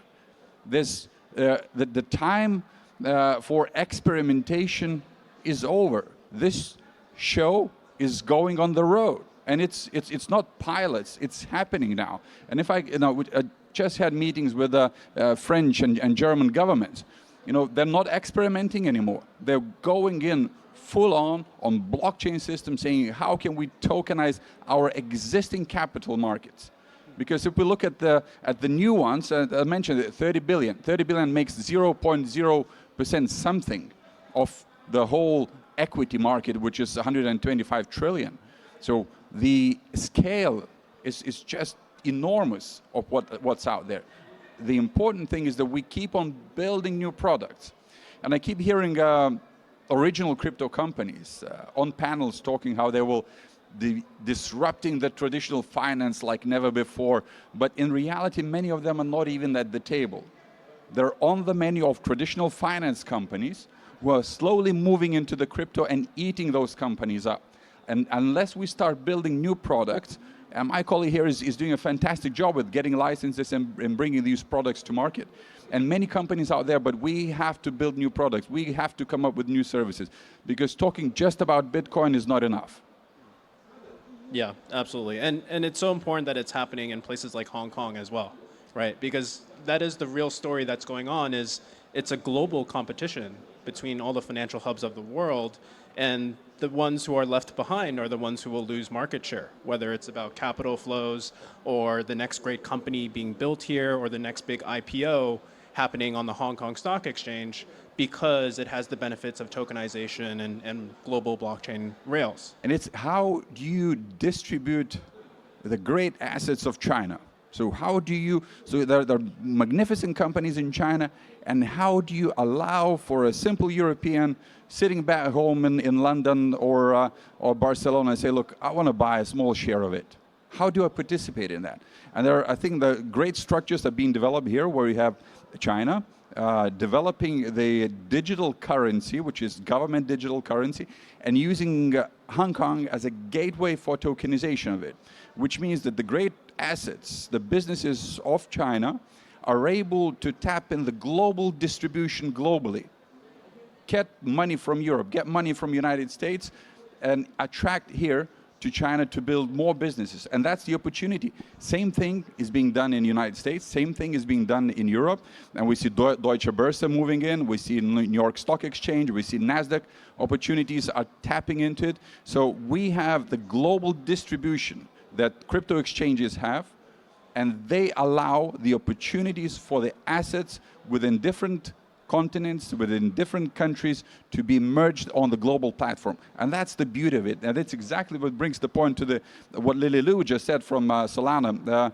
the president of Solana Foundation, that we integrate the global capital markets using blockchain, and we allow for every person to participate in the future, not to make money, but to build and be part of the future that this earth is building. Take part of it by buying one share, one bond, to be part of it.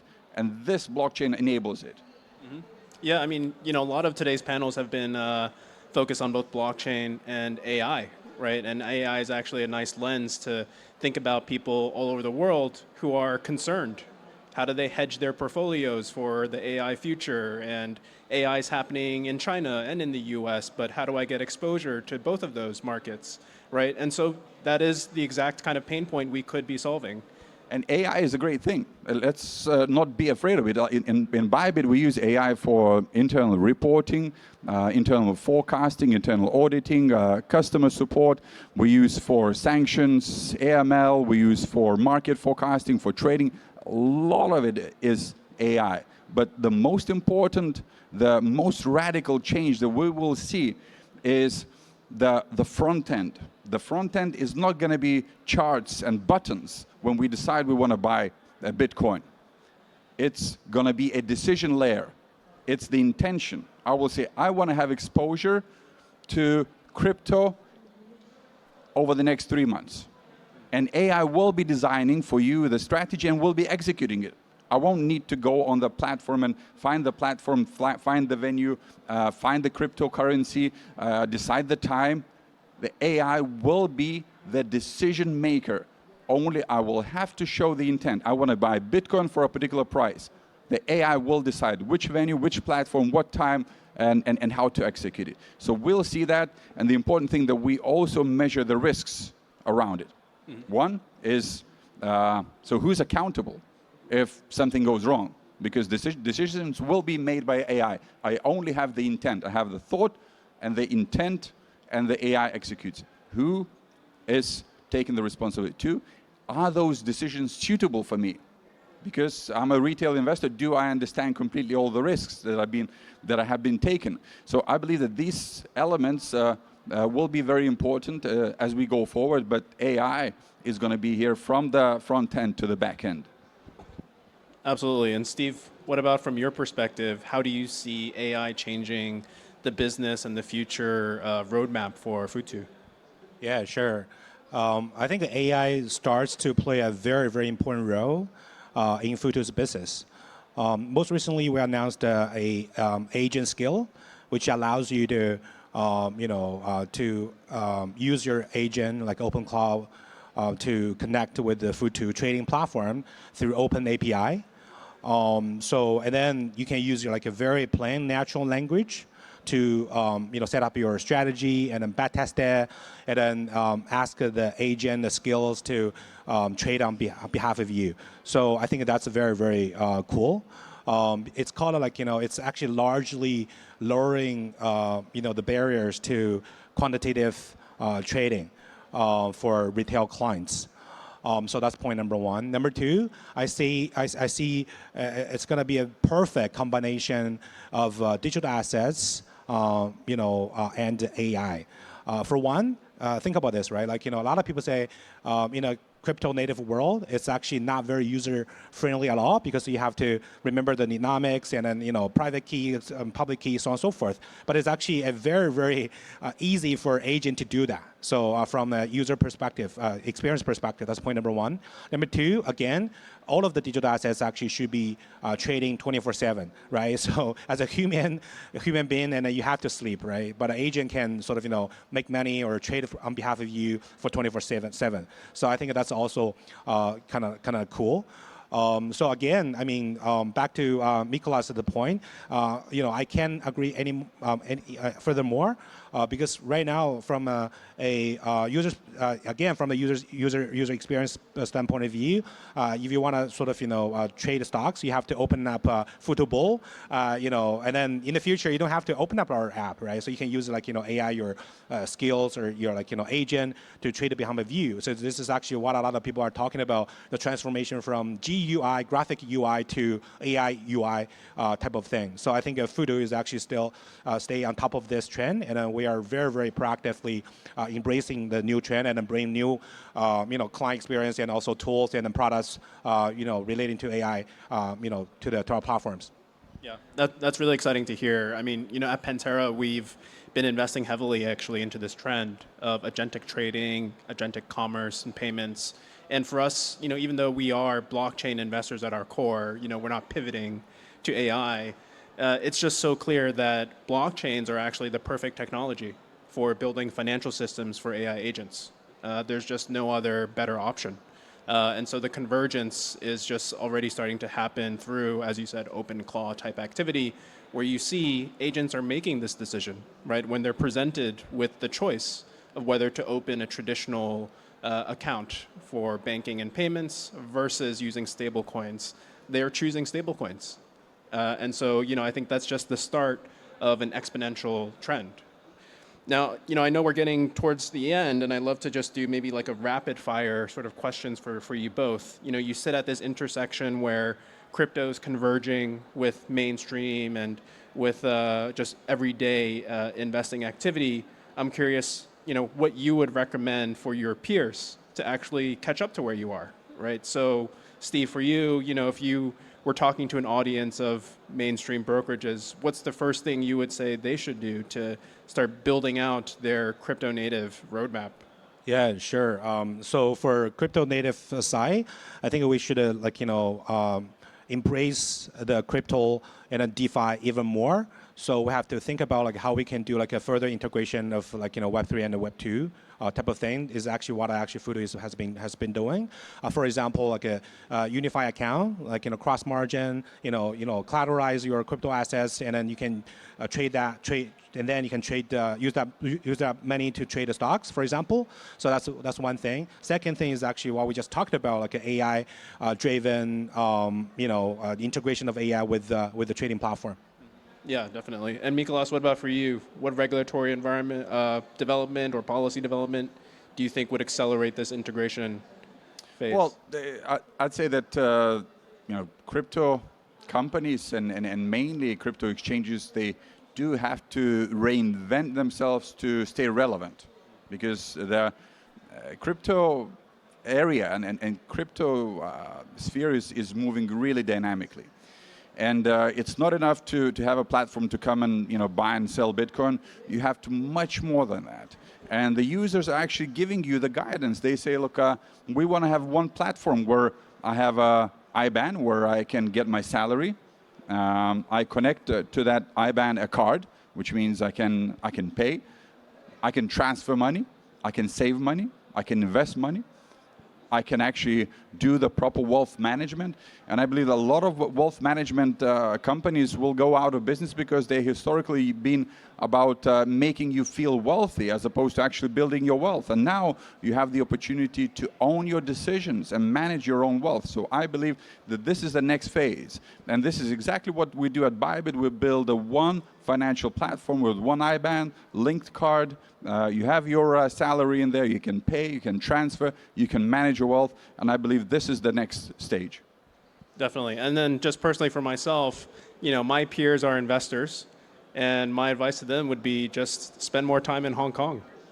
Right? There's an amazing market to engage with here. It's super exciting. Absolutely. And so, with that, I'd love to thank you all for having us, and to our hosts as well, Hashkey and Wensheng, and everyone who's made this event possible. Thank you so much.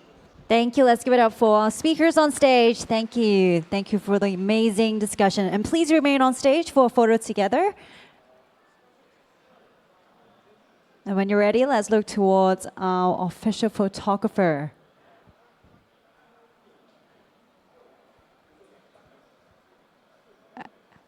All right, our official photographer is here. Okay, please look towards the center when you're ready. 1, 2, 3, big smile.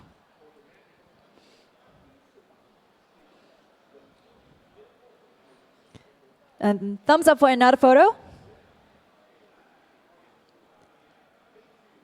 Thank you. Ladies and gentlemen, please join me in giving a big round of applause for our speakers on stage again. Thank you for sharing your expertise and experiences with us. I'm sure we've all got really great takeaways from the session. And ladies and gentlemen, before we move on to the next session, gentle reminders for everyone. This session provides simultaneous interpretation service. Please scan the QR code for the translation service on the catalog and listen to translated presentations and speeches via your mobile devices. Vision, network, assets, creation, and adoption. These threads are woven together by foundational infrastructure. Our next speaker has been building it for years and now pushing it into the AI era. His keynote is titled From Tron to BAI, Infrastructure as a Game Changer in the AI Era. And without further ado, ladies and gentlemen, please join me in welcoming Mr. Justin Sun, founder of Tron and advisor to HTX and BAI. Big round of applause, please.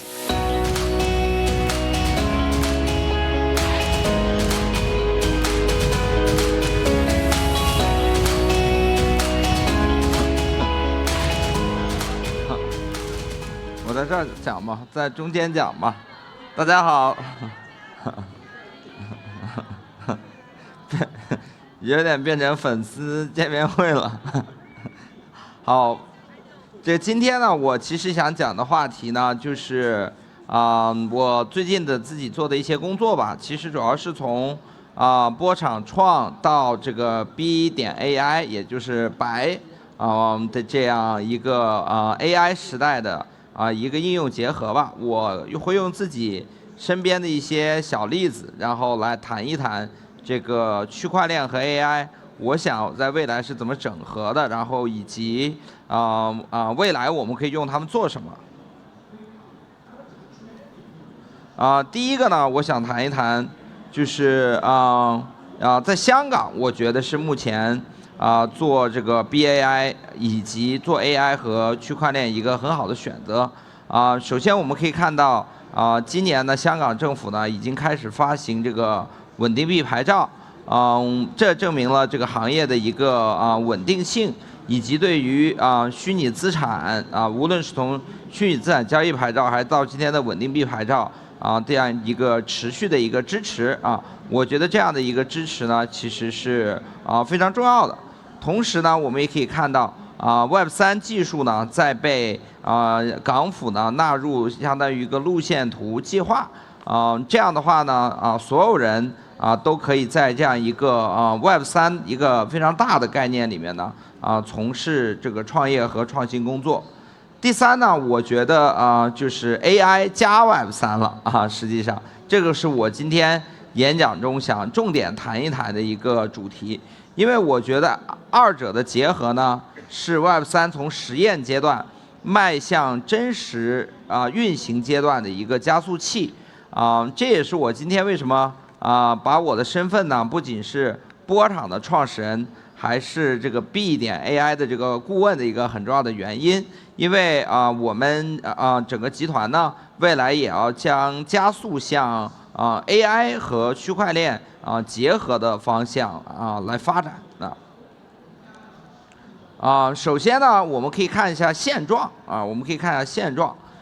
现状呢，其实现在创呢是全球最大使用最稳定的稳定币结算网络之一。现在在波场上的这个 USDT 呢稳定币吧，总共加起来有864亿美元，其实加上其他稳定币，差不多都快超过900亿美元了。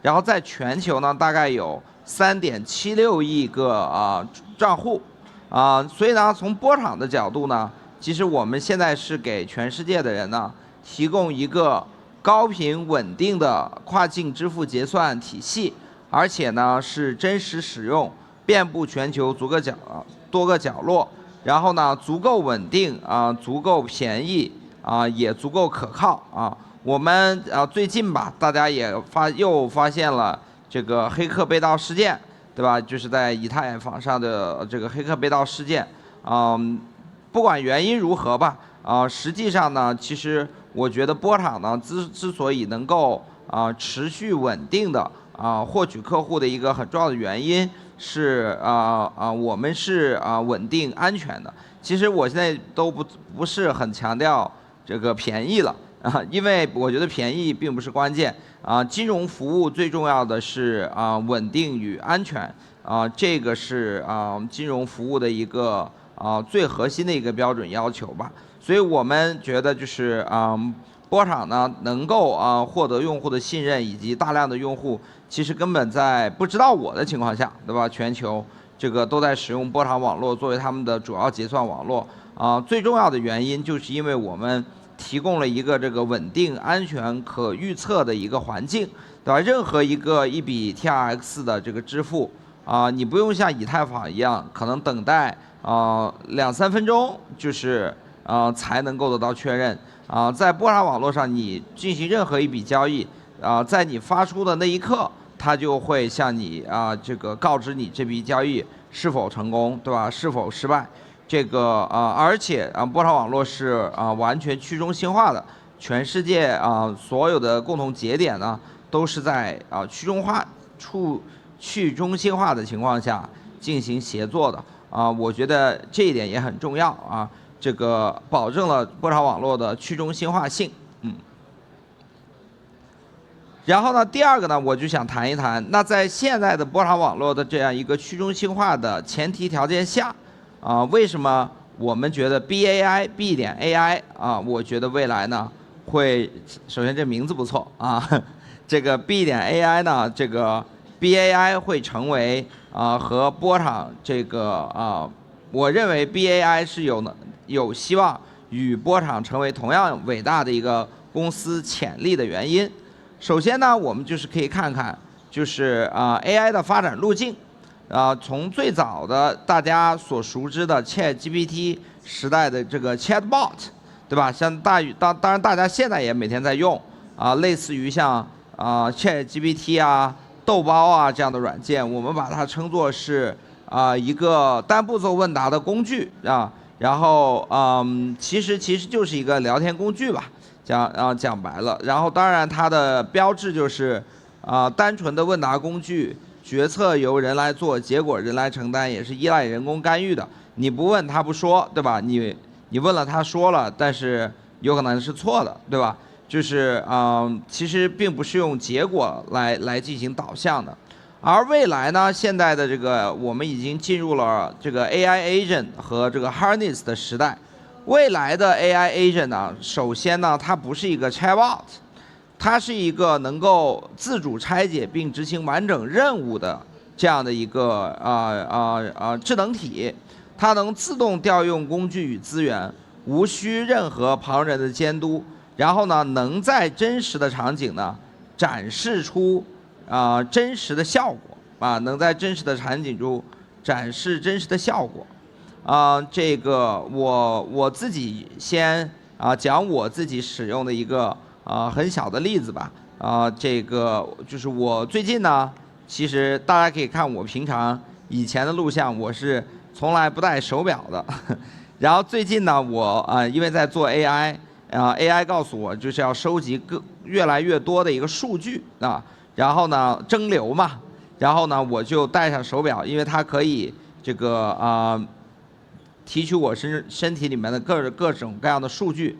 然后呢，我再将这个数据呢，以及检测出来的结果呢，丢给 AI。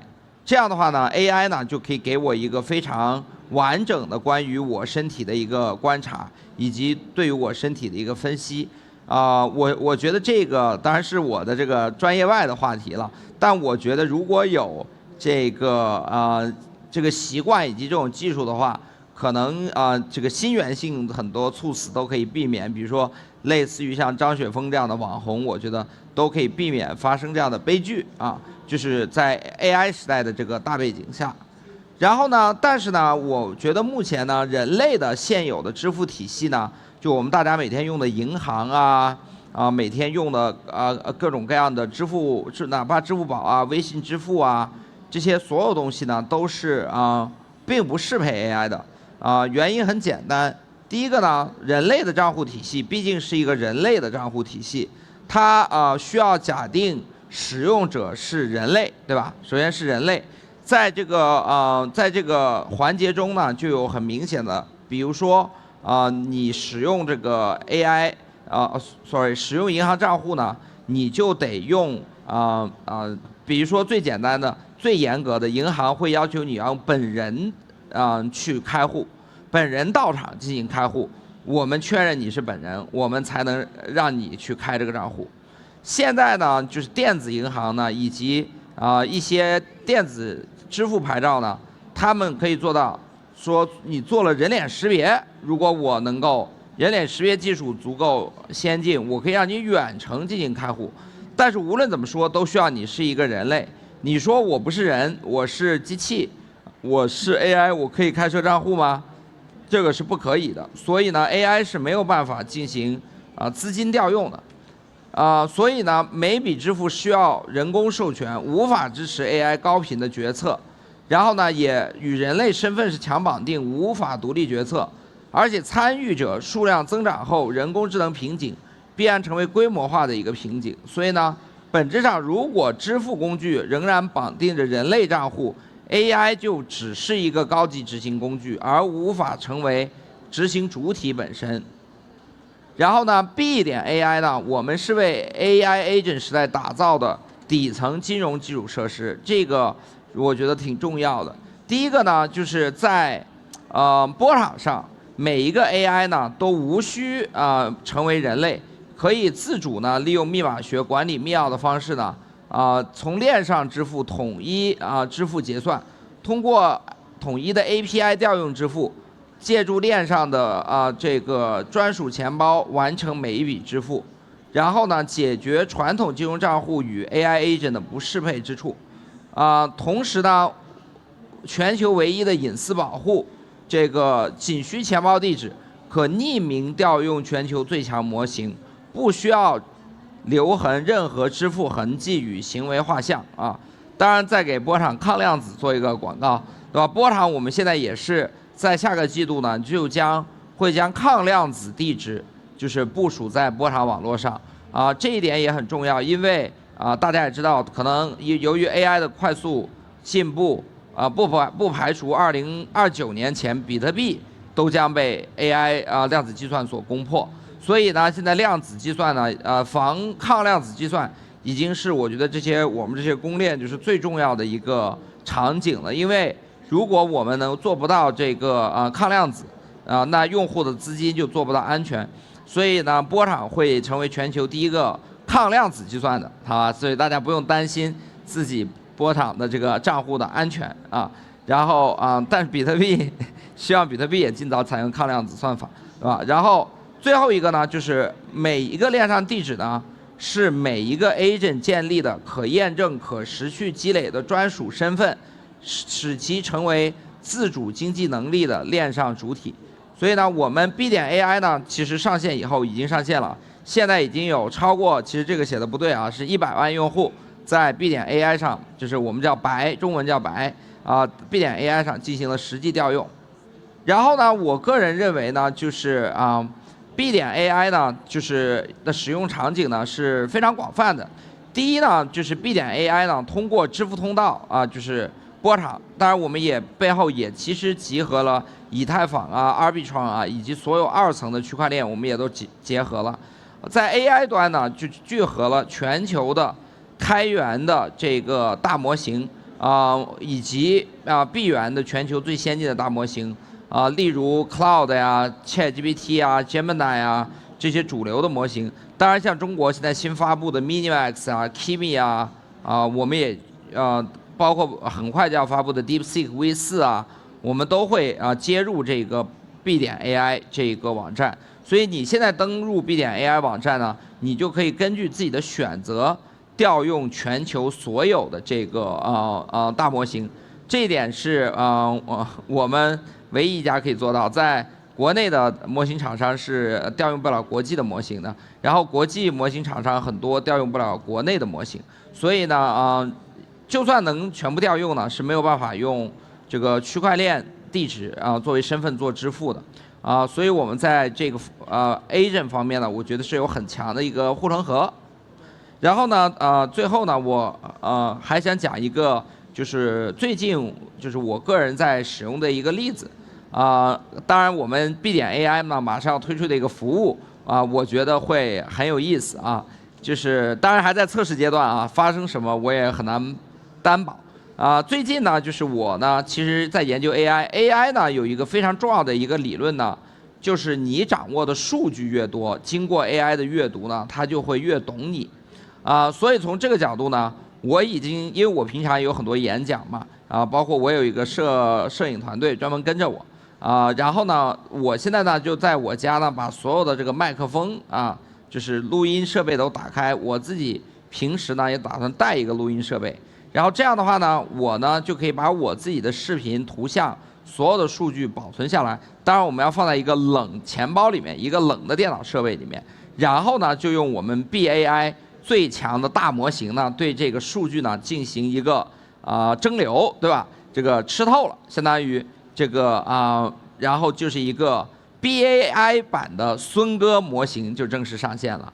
然后呢，你就可以任何事情你就有事情问孙哥，对吧？就是赞同孙学的人呢，就可以直接来问孙哥了，因为孙哥已经被蒸馏了，就在 B 点 AI 上你就是随时调用孙哥加，当然加这个cloud， 你可以选啊，可以选 Kimi， 可以选 cloud， 你就调用孙哥，你可以问孙哥，你说这个情况是这样，孙哥你打算应该怎么办，对吧？然后当然 agent 也可以用孙哥模型，对吧？就是让孙哥帮你去办事儿吧，就是可以。但是呢，我们现在当然还是要做一些安全工作啊，防止这个提示词注入这种蒸馏攻击，对吧？把我这个生活中的一些事情给问出来了，好吧？这是我们要防止的啊。而且呢，与此同时呢，我们这个功能呢，可能下周就会上线啊，孙哥1.0版啊，就是为你服务，对吧？这是我们一个独特的 BAI 白这个大模型孙哥模型，相当于是下周吧我们就即将上线。与此同时呢，其实我们还会提供一个大家也可以像我一样这个自主制定这个模型，只要将足够多的你平常的邮箱邮件然后聊天记录等各样的类型的信息，只要是数据通过各种形式采集的，比如说你的录音各种形式采集的，你可以把它喂给 B 点 AI， 然后 B 点 AI 呢，其实就可以完全变成一个新的你自己然后呢，它可以帮你做事情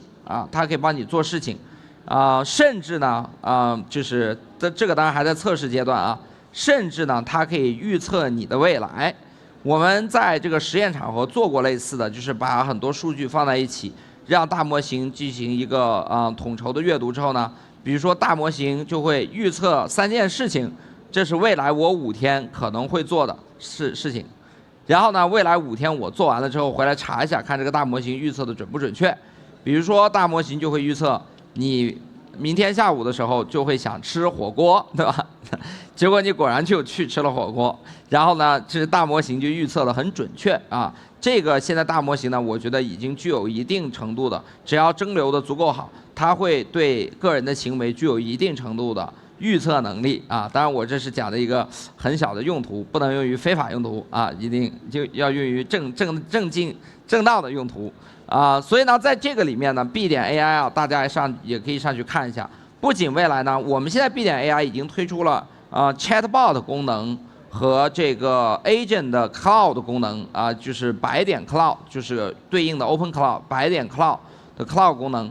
然后呢，这个下周呢，我们就即将上线 B Brain 白 Brain 这个功能我个人把它称为叫克隆大脑了，刚才叫克隆大脑功能。当然我克隆的大脑，因为我自己有我自己的大脑嘛，所以我第一个是克隆我自己未来呢也公开给所有的用户，用户也可以通过把数据上传的方式呢，来制造自己的大脑，然后让自己的大脑呢和现在最新的大模型一起结合去完成任务。因为我觉得这样呢是一个更为定制化的而且会对你的生活各种产生预测。所以我觉得未来这个可能在这个大模型，我们这个 B 点 AI 和 B Brain 的这个克隆大脑的这个加持下我觉得未来实现赛博算命也不是不可能了而且会算得很准，对吧？就是大家而且可以免费算命这个基本上算命的价格很低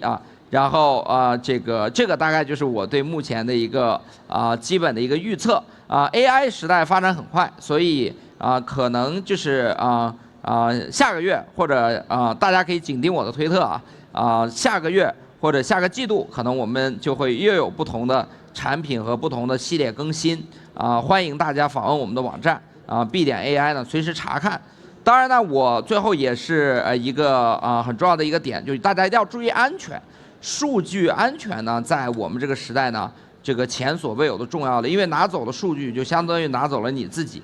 所以呢，任何我们上传的这个数据都要通过 B 点 AI 的这个官方的网站，以及呢这个如果数据的很多调用分析最好通过离线的本地的模型进行，因为呢我们要防止数据的泄露以及数据的安全。未来的数据呢，我希望大家要像保管私钥一样小心保管我们的数据当然我们 B 点 AI 呢也会就是将用户上传和我们有的所有的用户数据呢都会进行一个类私钥式的安全保管，不能发生类似于因为像今天可能很多巨头，他们保管用户数据信息都是很随意的，所以经常发生安全事故啊、脱库啊这样的情况出现。我们是在 AI 时代呢，我们保护用户数据呢，也会像保护私钥一样安全，绝对不要发生像用户数据泄露啊，以及这个被提示词被人家蒸馏攻击啊这些，所以我们会在 AI 安全上也花费很多精力。好的，谢谢大家。谢谢，掌声感谢 Justin 的精彩分享。Thank you so much, Justin, for that perspective on infrastructure as the ultimate layer. Before we move on to the next panel discussion, a gentle reminder for everyone. The following session provides a simultaneous interpretation service, so please kindly scan the QR code for the translation service on your catalog and listen to translated presentations and speeches via your mobile devices. 提醒大家，我们本次活动采用绿色的线上同传服务，请扫描同传二维码即可获取同传服务。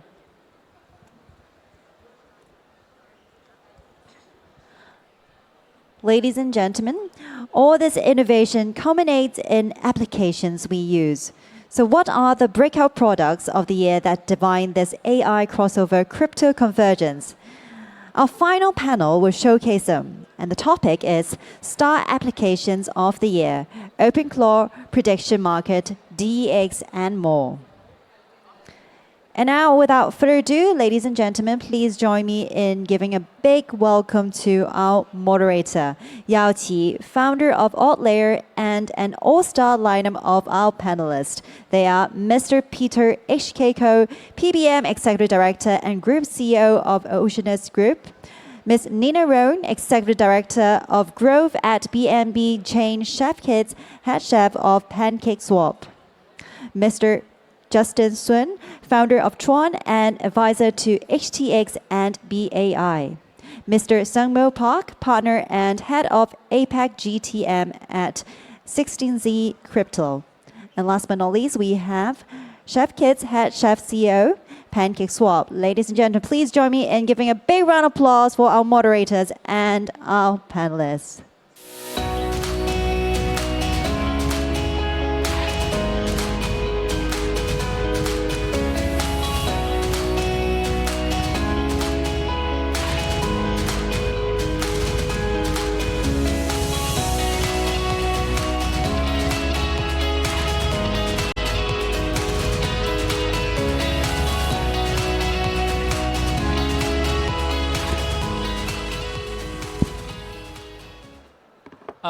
Yeah, great honor to moderate this panel. As you can see, there's so many people here. And yeah, we will just a quick start with self-introduction. WebQ here, AltLayer founder, and we're building infrastructure for blockchain and also AI.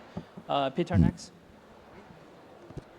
Hi, I am the most inappropriate guy to be sitting here because first, in terms of the age, I'm totally disparity between the group here, and next is also the industry I'm from. Sometimes I was wondering why a farmer like me is sitting here, because we actually comes from a world largest land-based abalone farm. So anyway, for me, it's more here to learn from all you guys here than more than anything. Nina here from BNB Chain, Executive Director. Very nice and pleasure to be here. I'm back again. Justin Sun, I'm the founder of Tron and advisor to B.AI.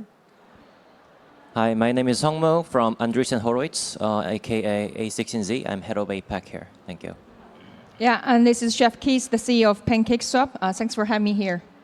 Yeah, as mentioned, it'd be great to have this panel with all the panelists. And we're talking about this sort of like star application right now in crypto, probably is in all the different industries.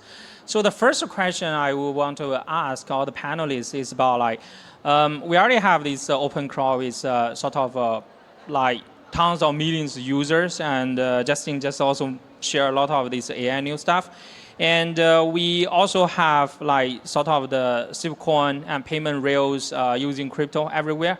Visa, MasterCard, and all the different crypto cards. And so in your opinion, so what are the sort of a star application we have in crypto right now, and what they have in common? Let's start from Chef Keys. Yeah, if you ask me as a first answer, for sure, the DAX. The reason for that is, the AM pool is kind of innovation, 4 years ago to give the on-chain assets more easier access, to start, to kick off, right? There's no need to involve a physical market maker, if they want to enable the access for users to trade it, to swap their tokens. That's, I think, the first thing. The second thing is, I would say, a lot of people will not agree, but I would say, the meme coin model is kind of another way to issue assets on-chain. Because for AMDEX, new assets issued on-chain is very important for our business. So that's the reason I think, another, if you're asking me this cycle, these models give another way for assets issuing on-chain easier for everybody. It's not, limited to a certain people like tech guys who have a very deep understanding for DeFi, and only everybody can click the asset or issue assets in one click. So that's, I would say, innovation or kind of a startup this year or in this cycle. Salman? Yeah, if you ask me about like a star application or a killer application, I would say like probably two things. One is obviously, I think stablecoin is one of the very, very popular and very meaningful invention of this industry, because I think payment itself is a real use case where nobody can doubt or dispute about the use case. So I think the stablecoin itself is really important, especially in the Southeast Asian countries where the infrastructure is not really good. And also the second thing is probably it's not as hot in the Asian market, but in the US, prediction market is really hot. And our company is really dedicated it into finding out the real use case and any kind of like investment opportunity around that. We also invest in Kalshi, and we also announced new investment in the Kairos, which is the analytics platform for the prediction market. So I think this part could be an interesting use case for star applications. I see. Yes, for me, I think still AI plus blockchain, I think will be the next big thing. I explained a little bit earlier with my speech because it's impossible for AI to open a human bank account. Yes. So that's why blockchain access is the only way AI agent can pay others, receive payments. So basically, I think blockchain, right, is more like a bootstrap built for AI. So it's just started, right? So everything we build actually is not built for human; it's built for AI anyway.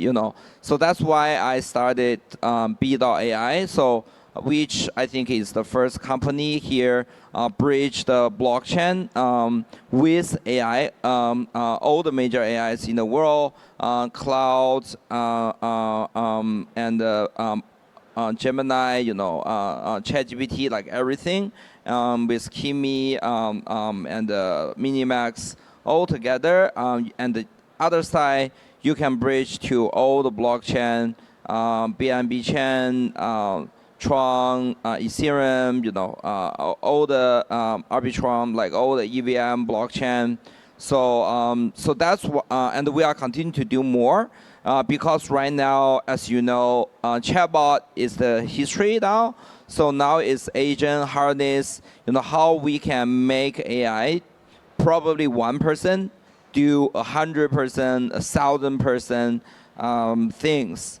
I was just come back from Kyrgyzstan, and I told the Kyrgyzstan president, in the future, country, because today country is defined by the population and defined by the territory they have, right? But in the future, for example, a mini country population place may have like 100 billion AI agent doing their work. So this country might be the biggest country in the world. And for example, other country, if they only have like 300 million population, but none of them is educated, don't know how to use AI, they cannot compete with 1 million population country, but with 100 billion agent like work consistently, right? So that's why I think even every country should focus on this kind of the trend of AI, because they are capable of doing a lot of things, right? Even can crack Bitcoin in 2029, right? So that's why, you know, I think everyone need to take it seriously and start to build something concrete for it. So we are doing it. Next week, we are releasing by brain, right, which can clone like everybody's brain, you know, and he can help you do lots of things. I'm gonna clone myself first, and everybody can start to using me.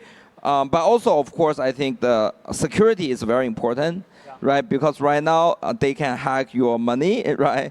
With crypto, you know, recently they just hacked like 300 million more, but in the future, be aware of people can hack your brain, right? If you didn't use it right, people can get into your brain like easily, which is also dangerous. Yeah. Well, I think the other panelists touched upon agentic crypto. Definitely very bullish on that sector as well. I think the common thing here is that now building an app is very easy. Like everybody can vibe code in a matter of a day. But the real key is your product gonna open new imagination, creativity in the world that's been running for thousands of years? Open cloud is a great example here, right? Before, nobody could have imagined that an agent could tackle such complex system task, but now it can. So I think imagination, creativity, new use case are the core of having a very popular and a dApp with adoption. Well, for me, I think coming from a very layman perspective, I think it's a bridge between this TradFi and C5. Mr. Park earlier said about stablecoin. Now, today, most of us, when we actually put our hard-earned saving in the bank, basically it's about safety. It's not so much on what kind of interest we get. So if we could actually, an app that could actually bridge that gap between the traditional enterprises and also the more into the people who are more involved in crypto and all this stuff, and they can bridge and become seamless, that will be the app that probably will be the star app. And I think with the current situations with the AI and everything, this process is a lot quicker than what we thought. But it will be able, wow, if you've asked me today, as running a public listed company, would I put my money into an agent and let them decide how to make the payment? Obviously not. Even if I were to do that, my board of directors and all these things will come after me. I mean, there will be still a form of responsibility and accountability. So I guess it will have to come to a point whereby that is all in place and people feel the safety of just going to do that without even having a second thought about what's next and all this stuff. So I guess it's getting the traditional people to get into the system while the people who are already in the systems to actually make it even more user-friendly. Yeah, absolutely. So we really like all the very diversified answers from like AMM, prediction market, AI, agentic payment, all the things. Yeah, and then we have some follow-up questions. We all know that ACNZ sort of publish a bunch of these reports almost every week, super bullish on these AI agents. And Justin also mentioned about like sort of this new AI infrastructure he's proposing. So I have a quick follow-up question for some more. Like, do you think the next generation of users in crypto are agents? Because a lot of people saying like, right now we have tons of millions users, real human users for crypto, but in the next few years, do you think we will have another tons of million users, just pure agents? I feel like it's not a real shift, it's just like some bunch of bots instead of like these autonomous agents. I don't even think we have to go to next generation, and I think it's already happening. So we are already using a lot of agents ourselves. I'm pretty sure all of you should be already using agents already. So I think that is not even a question of like when. Like I think it's already happening. So in the next generation, I think what could be more important is about like how much authority those agents can get. So right now, I think the humans are giving the authority and signing before they actually make a movement. But at some point, there will be a world where those even authorities are automated.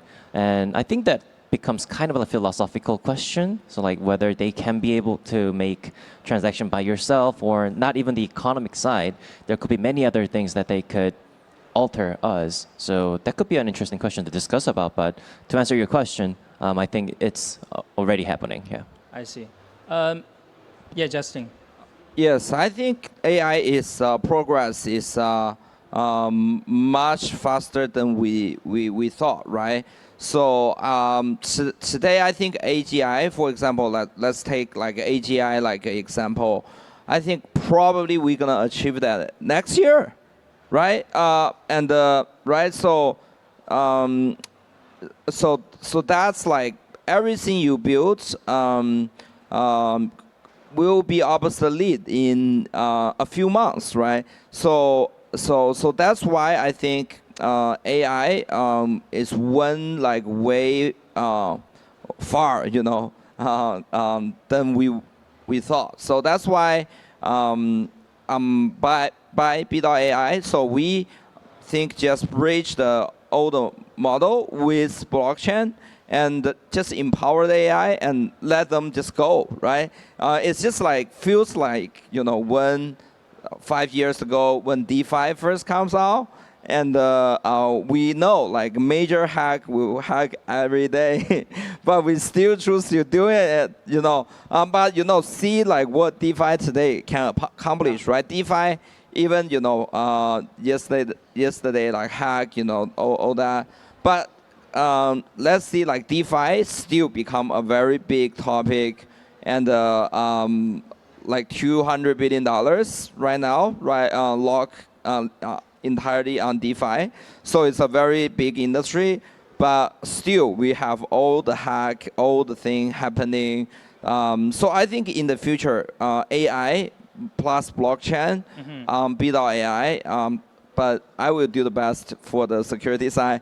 But I think it's the similar situation, because people will start to give AI authorization for transaction, give AI authorization for trading, and there's lots of way to attack AI, right?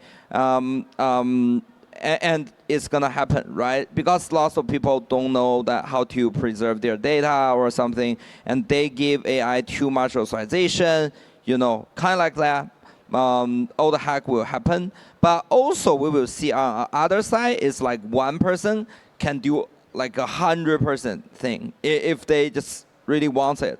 So that's why in our company, instead of like how many work we do, we also have data to right now it's just for fun, not tied to any like salary or, you know, or like any bonus, right, like plan.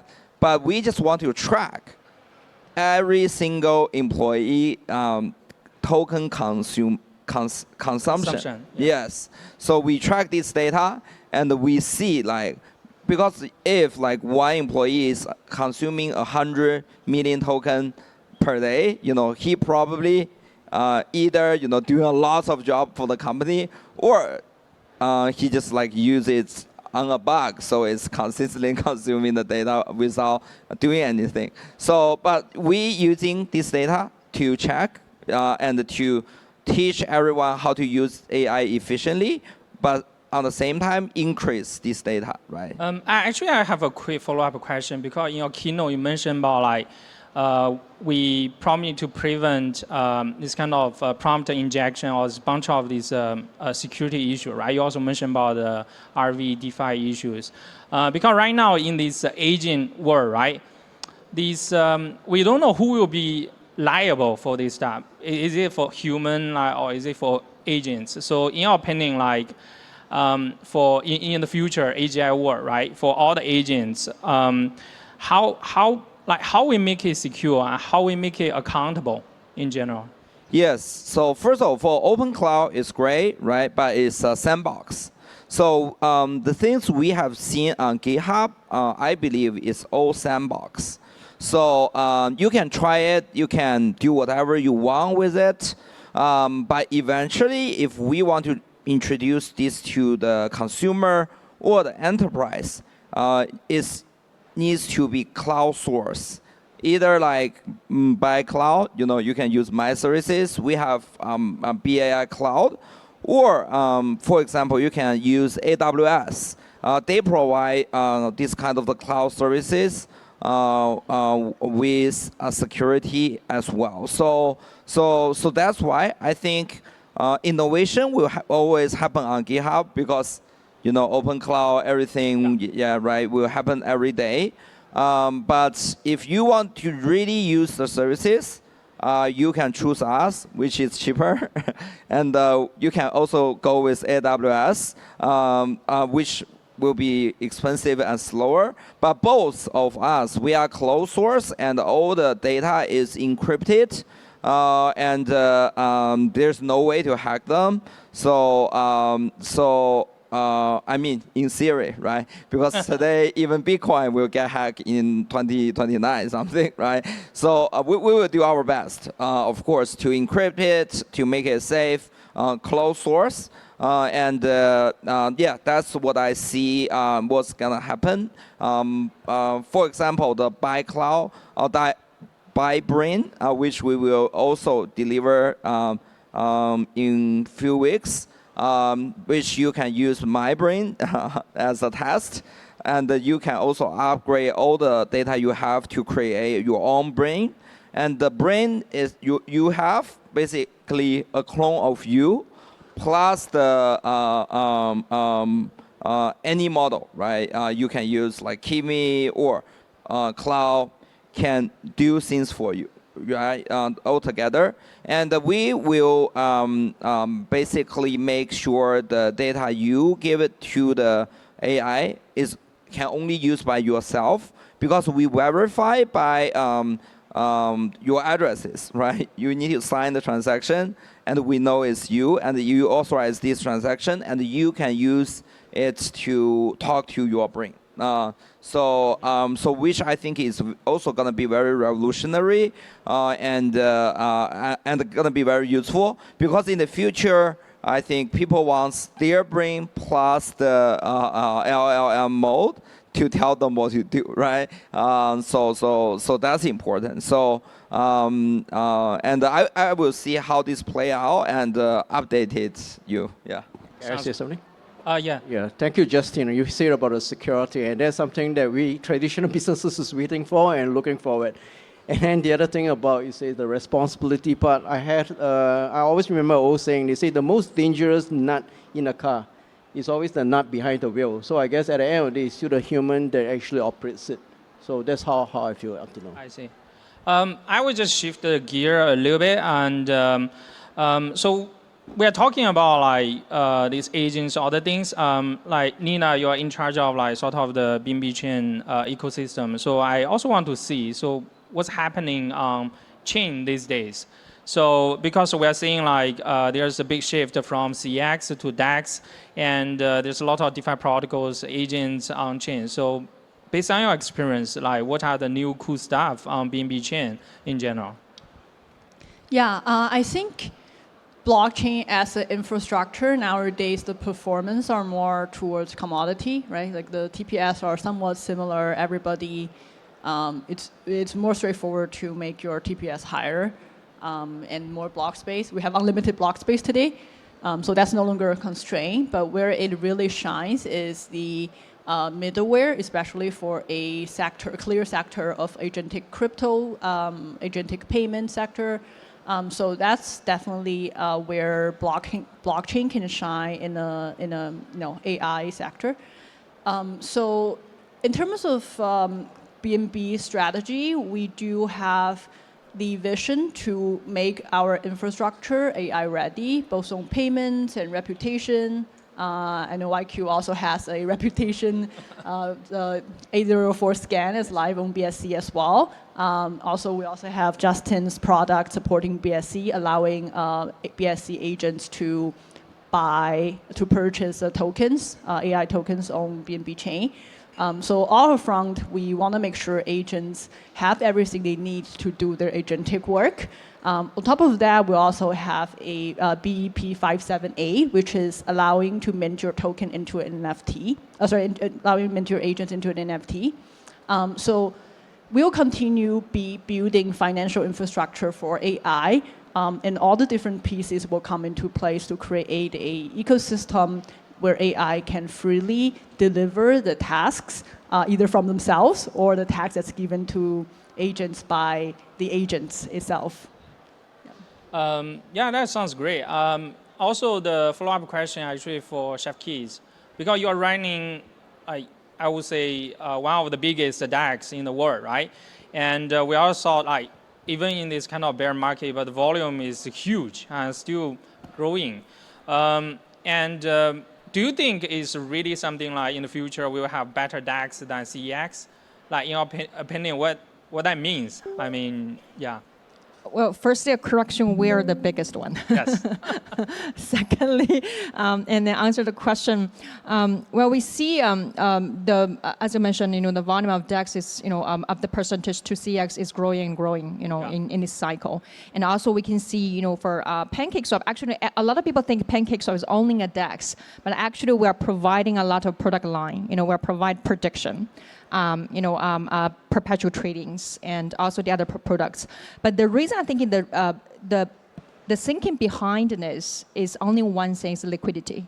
Because right now, if you're a CX user, you can use the same funds to do spot trading, perpetual trading, lending, earning, everything in one account. But if it goes to DeFi, you need to deposit a fund in PancakeSwap for spot trading. You need to go to Aster for perpetual trading. You need to go to Arve or the other lending protocols, Venus on BNB chain to do lending. But all these liquidity are segregated. So the way we are thinking is how we can make a user, DeFi user experiences more similar or more seamless as they did in the CX. So we're trying to see whether we can utilize the existing liquidity, like PancakeSwap. We have around 1.5 billion or even sometimes 2 billion TVLs. And Venus even has around 2 billion TVL as well. But how we can use this the same 2 billion, but enable user different functions. And you don't need to go from one app to another D app to another D app to do all the financial activities. So I think that's the reason or kind of direction we should think about. And also I would say,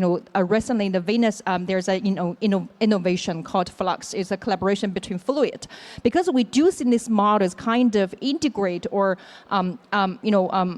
combine DEX and lending protocol together to utilize the liquidity together to enable user have different functions to maximize their yield on chain. So this is one direction I think all DeFi protocols should think about, how we can give users the highest yield while they don't need to move their fund from one place to another. Yeah.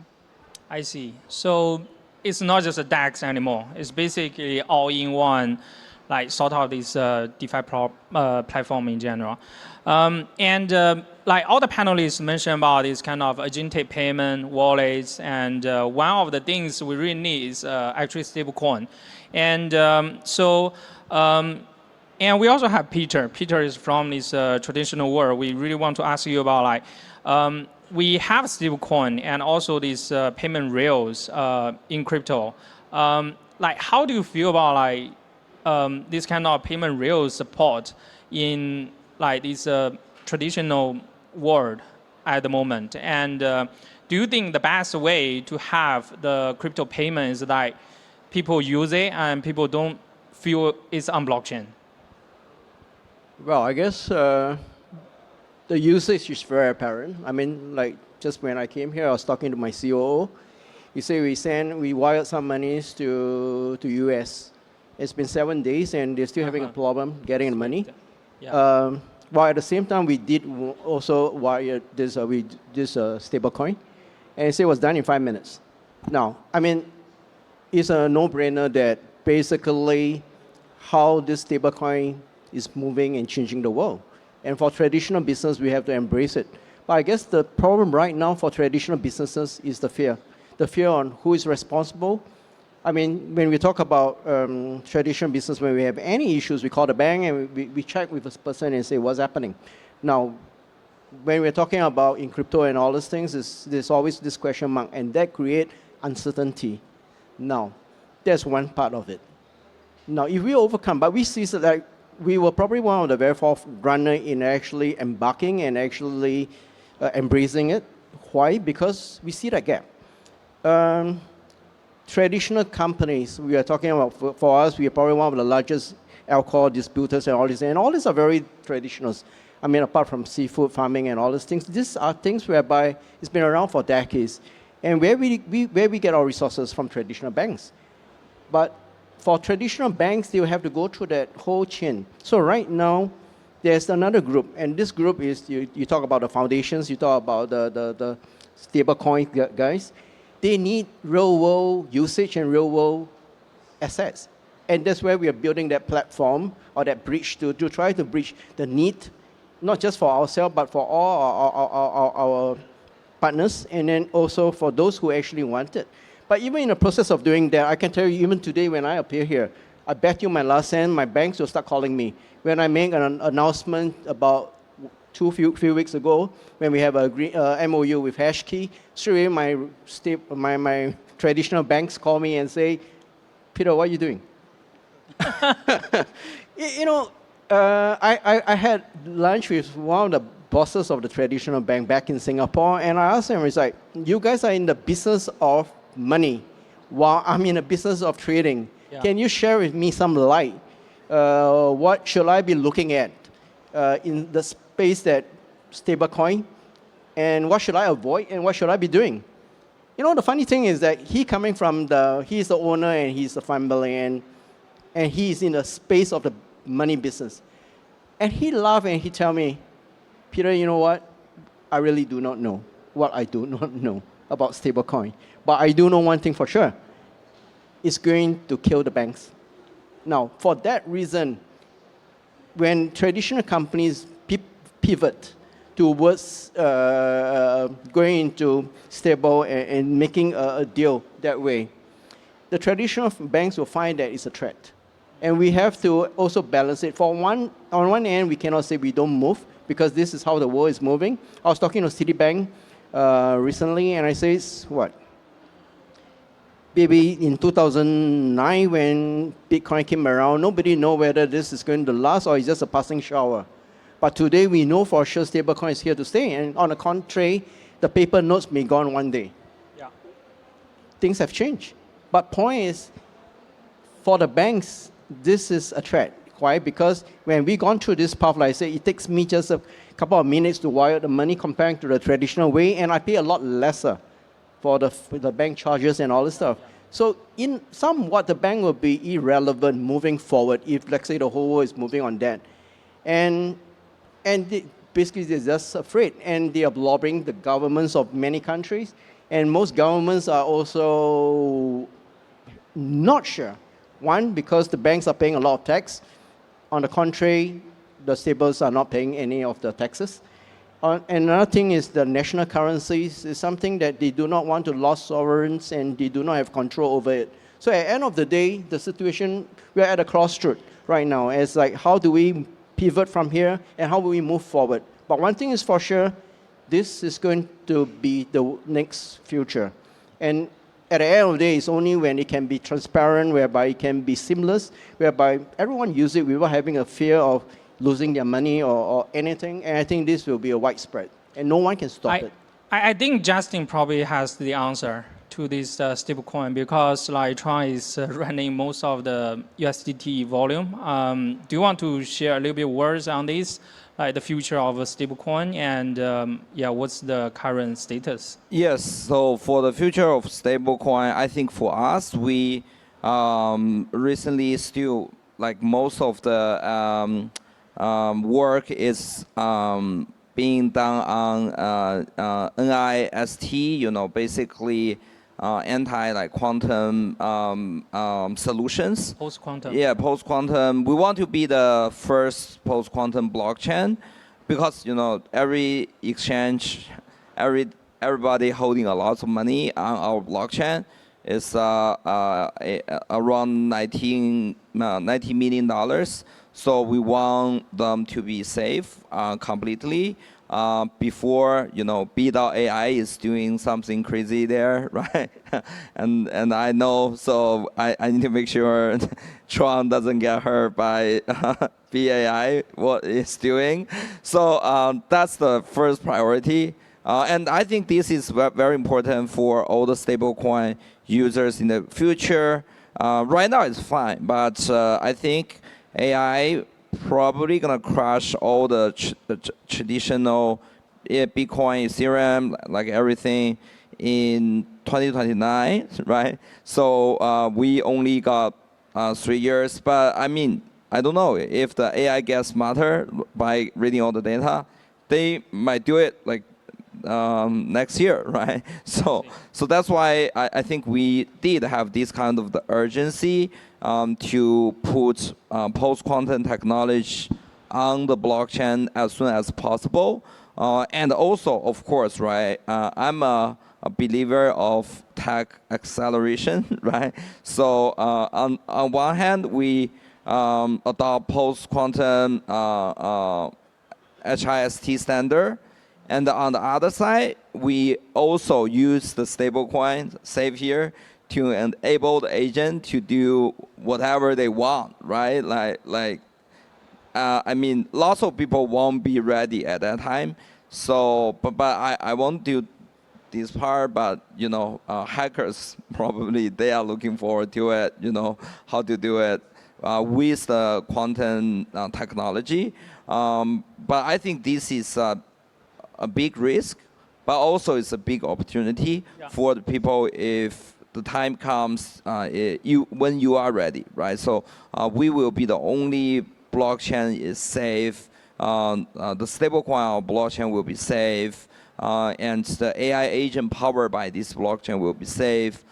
Is very important. Yeah. I see. Security is the most important for stablecoin. Samo, I actually have a very harsh question. For the past few years, right, everyone's saying like crypto is almost dead, and we can see this year, actually since last year, a lot of protocols went down. And because in XNZ, you make tons of investment into all different categories, right? And we learned that probably this kind of decentralized social, decentralized gaming may not work out for the past few years, past few cycles, right? In your opinion, from the investor's perspective, what are the lessons we learned, and so what are the probably valuable application we can still have, or you guys will still make investment into in crypto for the next few years? Yes. So for the people who do not know about our company is A16Z. We are the largest venture capital in the world with 90 billion USD under AUM. And we have been around from 2009 from Web2 side, and we have been investing in crypto from mid 2010. And then our very first investment was on Coinbase. It was very successful for us, and ever since then we have been investing a lot in very much in every sector of crypto. And just like you mentioned, we have invested in many different categories, including GameFi or many other things. But one of the theses that we have is we are not a day trader. So we hold our equity or token that we invest in a very long time. So when you look at our portfolio companies, they are like Solana, Base, Aptos, Sui, or Phantom, Eigenlayer, Layer 0 even, right? So. Yeah.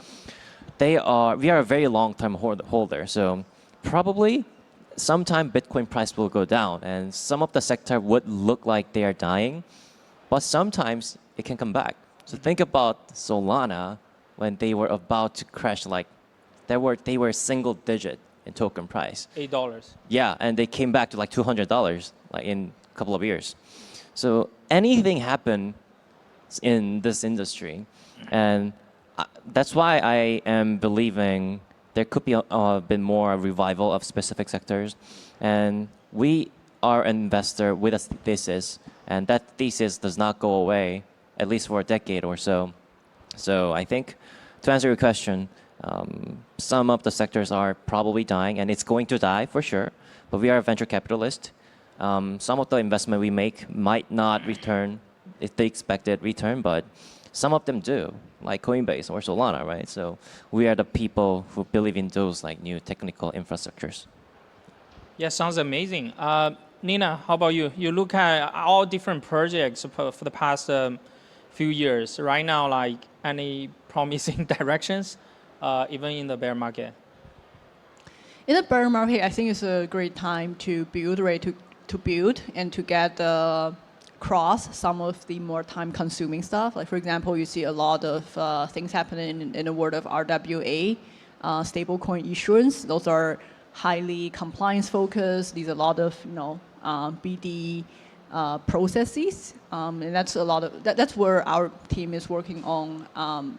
To get ready for the next bull market, when the institution decide to really all in crypto, we want to make sure that all the compliance, all the regulatory constraints are removed from our end. Another thing that we're very bullish is on payments, right? So payments is not something that's so much impacted by the market condition. It's a real demand, cross-border payments for real merchants and real business owners. And that's also something that we're very excited about. Yeah, we are around the end of the panel. So the last question I have is a very quick one. So we are talking about the star applications right now. In crypto, we typically don't do prediction for 5 years or 10 years. But within like 1.5 years, for example, next year, can you name one product or one direction you feel like will be the rising star category or rising star application next year? I will start first, DeFi. Peter next. I think, to me, I would look at it will be stablecoin, and the process of having this any of this product that actually can bridge these stablecoins to the old world and the new world coming together. So to me, that will be the key. And of course, at Oceanus, we are developing Odin, and through that, we want to do that passage and that bridge. Nina? Which sectors want to take off in the next year? If you want, you can name the product. Okay, can I say anything other than pancake? Am I not allowed to say any other answer here? Justin. Yeah, I think it's AI, BAI. We'll do a lot. Can you name another one? Together with this one. Yeah, sure. I think cloud. Cloud is very doing very doing crazy things, right? So they basically delivering different product can make the other competitor the stock price going down like 20%. That's how AI can capable of doing. I think the market is not like overreact here because like AI is doing the things like way faster than you think actually. So that's why I think it's very hard to do the future prediction because AI is way faster. They are doing things way faster than we thought, right?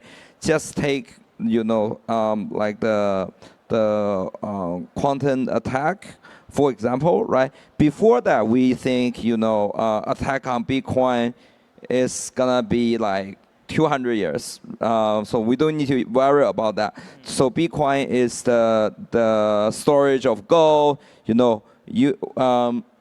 early days, right? So the OG always talk about just get the Bitcoin and send you the cold wallet. And if you break the law, went to jail, 10 years comes out, you become the trillionaire, something like that, because, the reason they have this kind of scenario, the reason is one, Bitcoin gonna be there forever, safe, and Bitcoin will going up, right? So, but right now, the first assumption is collapsing because of the AI. So the Google posts those research paper says like conservatively 2035, right? Today. Yeah. And then people were like, wow, it's gonna happen in 10 years. And Google is like, depend on our research, that's the timeline, but it can happen way faster if AI and everything get developed. So that's why, for myself today, I look into every AI development like very closely. Not because I want to develop AI application. It's even, I know AI gonna have a big impact on every industry, right? Crypto is definitely gonna be one of these because the new cloud version will release like very soon. And it will get everybody, if you are holding crypto, a security exposure, right? So that's why, all the major companies, but I think it's also, ACDZ needs to help here because, cloud is not inviting all the major exchange in the world. I think Binance, like HTX, like Tron, we also need to be invited to use Mythos before it's released, right? Because right now I think they are only allow JP Morgan, all the banks to get access to that. But I think the crypto companies is also holding tens of $1 trillion, right? So we also need to get early access to their product too. Absolutely. Yeah. Some more. Name a product or Yeah, I'll keep it short. I think it's a security. So nothing can happen without security. Oh, that's pretty good. Mythos. You don't expect the other answers from my mouth, right? Then you need to give one more. Pancake. Because we are a trading venue, so I would say, and also I always say PancakeSwap is an infrastructure, level the app. So I name another infrastructure level. I think it's lending. Lending. Yeah. Got it. Yeah. Thanks everyone, and thanks for all the panelists' time. And it's a great panel, and I hope you enjoy it. And thanks again. Thank you. Thank you. What a fantastic panel. Big round of applause for our panelists and our moderator. And please stay with us on stage for a photo together. Oh, a selfie first. Yeah, selfie. Lovely. Thank you once again for sharing your expertise and experiences with us. What an incredible panel. And I'm sure we all are very inspired by that. So when you're ready, please turn around and look towards our official photographer in the middle for a photo together. Let's move a little bit closer together. Okay, fantastic. All right, towards the center. 1, 2, 3, big smile. And thumbs up for another photo.